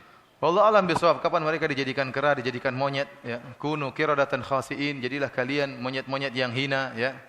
Ya, oleh karenanya tatkala orang-orang Yahudi di zaman Nabi sallallahu alaihi wasallam datang menemui Nabi, kemudian mereka mengatakan assalamu alaik, semoga kau cepat mampus wahai Muhammad. Jadi mereka harusnya assalam, lamnya mereka hilangkan. Mereka mengatakan assalamu alaik, yang artinya semoga kau cepat mati wahai Muhammad. Maka Rasulullah SAW mengatakan alaik, kamu juga. Maka Aisyah tatkala mendengar ini, Aisyah tidak sabar. Maka dia mengatakan kecelakaan bagi kalian wahai wa la'natullah alaikum ikhwata al-qiradata wal khanazir. Wahai orang-orang Yahudi, ya, saudara-saudaranya monyet-monyet dan babi-babi. Dan ini benar. Lihat perkataan Aisyah, perkataan yang benar. Jadi Aisyah mengatakan kalian dilaknat oleh Allah. Benar atau tidak? Ya benar. Mereka saudara-saudara babi-babi dan monyet-monyet, benar atau tidak? Aisyah lihat, Aisyah tidak mengatakan kalian keturunan babi-babi dan monyet-monyet, enggak. Karena memang kullu ummatin musikhat laisa laha naslun. Kata Nabi sallallahu alaihi wasallam, setiap umat yang dirubah jadi hewan tidak akan ada keturunannya. Jadi orang-orang Yahudi yang pernah nenek moyang berubah menjadi monyet dan babi tidak ada keturunannya, ya. Jadi sudah mereka hidup kemudian mereka mati. Maka Aisyah memilih lafal kalian saudaranya babi-babi dan monyet-monyet, dan itu benar. Ya. Oleh karenanya mereka pernah nenek moyang mereka berubah menjadi babi-babi dan monyet-monyet, dan itu zaman sebelum Nabi sallallahu alaihi wasallam. Namun tepatnya di zaman Nabi siapa? Wallahu alam bisawab. Saya tidak tahu. Apakah gerakan boikot produk Yahudi dibenarkan? Ya, kita bilang, adapun kalau mau manfaatnya sangat besar, maka ini perlu pertimbangan dari keputusan pemerintah setempat. Ya, pemerintah setempat kalau menyerukan maka kita memboikot dengan rame-rame. Tapi kalau kita ijtihad pribadi masing-masing, misalnya saya nggak mau minum, ya terserah masing-masing, silakan. Ya, sebagaimana kita mending saya beli produk Indonesia daripada produk Cina, ya kan boleh-boleh saja, nggak jadi masalah. Tapi menyerukan harus nggak bisa. Karena itu kembali kepada yang mengukur kemaslahatannya adalah siapa? Pemerintah. Karena kita bekerja sama dengan bukan cuma Yahudi, juga orang kafir. Banyak produk-produk yang masuk dalam negeri kita, produk-produk orang kafir. Kita mengatakan, tidak boleh kamu, misalnya nggak boleh kamu beli Kentucky misalnya, itu orang kafir, tapi dia pegang iPhone. Ya, sama saja kan? Bedanya itu sama itu. Misalnya saya katakan gitu. Tapi kalau dia bilang, ya saya iPhone tapi itu nggak minimal kan saya mending saya beli ayam Indonesia. Ya terserah, itu bagus. Selama kau bisa mengurangi pembelian daripada produk-produk kafir, bagus. Tapi kita tidak berani mewajibkan kepada apa? Pada orang lain. Seperti ada yang bertanya, Syekh kita harus boikot terhadap produk-produk Amerika. Syekh itu tanya, kamu minumnya apa? Minum Pepsi. Sama saja. Minum Pepsi. Artinya kita bilang ya, masalah masing-masing silakan. Itu hak antum. Saya tidak mau beli misalnya dari produk-produk kafir, itu bagus, terserah antum. Tapi antum tidak bisa mewajibkan kepada orang lain. Karena masalah kemaslahatan kembali kepada yang bisa mengukurnya adalah pemerintah. Pemerintah yang bisa. Kalau pemerintah mengatakan boikot berarti ada maslahatnya besar. Dan ini masalah di luar daripada kemampuan kita, karena harus kita mengetahui ekonomi pemerintah, bagaimana kerjasama, bagaimana bentuk kerjasamanya, bagaimana perjanjiannya, kan repot. Nggak tahu juga kita bagaimana. Jangan-jangan ada produk misalnya orang kafir, namun sebagian besarnya buat pemerintah kita, sebagian kecil buat mereka. Ya, intinya kita tidak tahu tentang perjanjian antara pemerintah dengan mereka.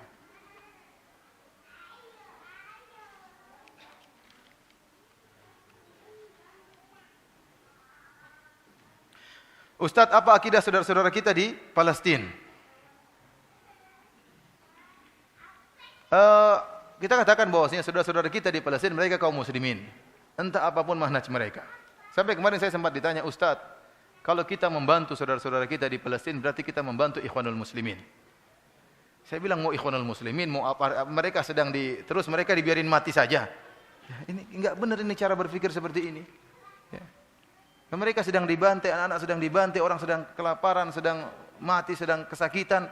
Mereka ikhwan. Mereka manusia, bahkan manusia, yang penting manusia. Kita bantu, kita punya hati nurani, orang manusia perlu ditolong. Apalagi mereka muslim, mereka bukan orang kafir. Sampai pernah kejadian waktu gempa di Yogyakarta. Saya lihat daftar orang-orang ahlu sunnah yang hendak dibantu. Saya lihat ternyata cuma 6 orang yang hendak dibantu. Yang lainnya nggak usah dibantu. Ini gimana cara berpikir? Ngumpulin duit cuma 6 orang aja karena yang lain ahlul bid'ah. Ya gimana? Mereka mengatakan, sebenarnya mengatakan, alhamdulillah lihat itu Pondok Jamilur Rahman. Ya, itu karena maksiat akhirnya apa? Ada sebagian rumah-rumah yang hancur. Apa begitu hubungannya dengan namanya musibah mengenai siapa saja? Bahkan justru keajaiban di antara sebagian ikhwan-ikhwan, rumahnya hancur, dia di dalam ternyata ada kayu yang menahan begini. Sehingga semua hancur namun dia tertahan dalam kayu sehingga dikeluarkan mereka dalam keadaan selamat. Jadi maksud saya bukan berarti kalau dia ahlul bid'ah misalnya atau menyelisih akidah kita kemudian tidak boleh kita bantu secara total. Kalau kita bantu berarti kita bermaksiat. Itu enggak benar pemikiran seperti ini. Bahkan kalau orang kafir misalnya, ada orang kafir tabrakan di Masjid Syafi'i, kita bantu enggak? Udah biar tewas saja nih. Yang kita bantu bahkan orang kafir, saya bilang. Kecelakaan kita bantu masukkan ke rumah sakit. Apalagi orang muslim. Ini pikiran manhaj seperti apa ini? Manhaj ngaco seperti ini. Ya. Dibiarin saja saudara kita tewas di sana, ya enggak benar seperti itu. Kan berarti melazimkan haram kan? Kalau kita bantu kaum muslimin di Palestina berarti membantu ikhwanul muslimin. Ini kan berarti haram membantu mereka. Ulama siapa yang berfatwa seperti itu? Ajib, saya heran. Ulama siapa seperti itu? Ulama tidak maksum ya ikhwan. Kalau ada satu orang ulama mengatakan demikian, mana puluhan ulama yang menyuruh bantu? Mana imam-imam haramain yang mendoakan tiap malam, mendoakan saudara-saudara kita di Palestina? Oleh karenanya, ini manhaj ngaco, yang tidak benar, yang menghilangkan rahmat dari hati kita kepada saudara-saudara kita kaum muslimin. Jadi kita disuruh bengis semua sama orang-orang selain bermanhaj seperti mereka.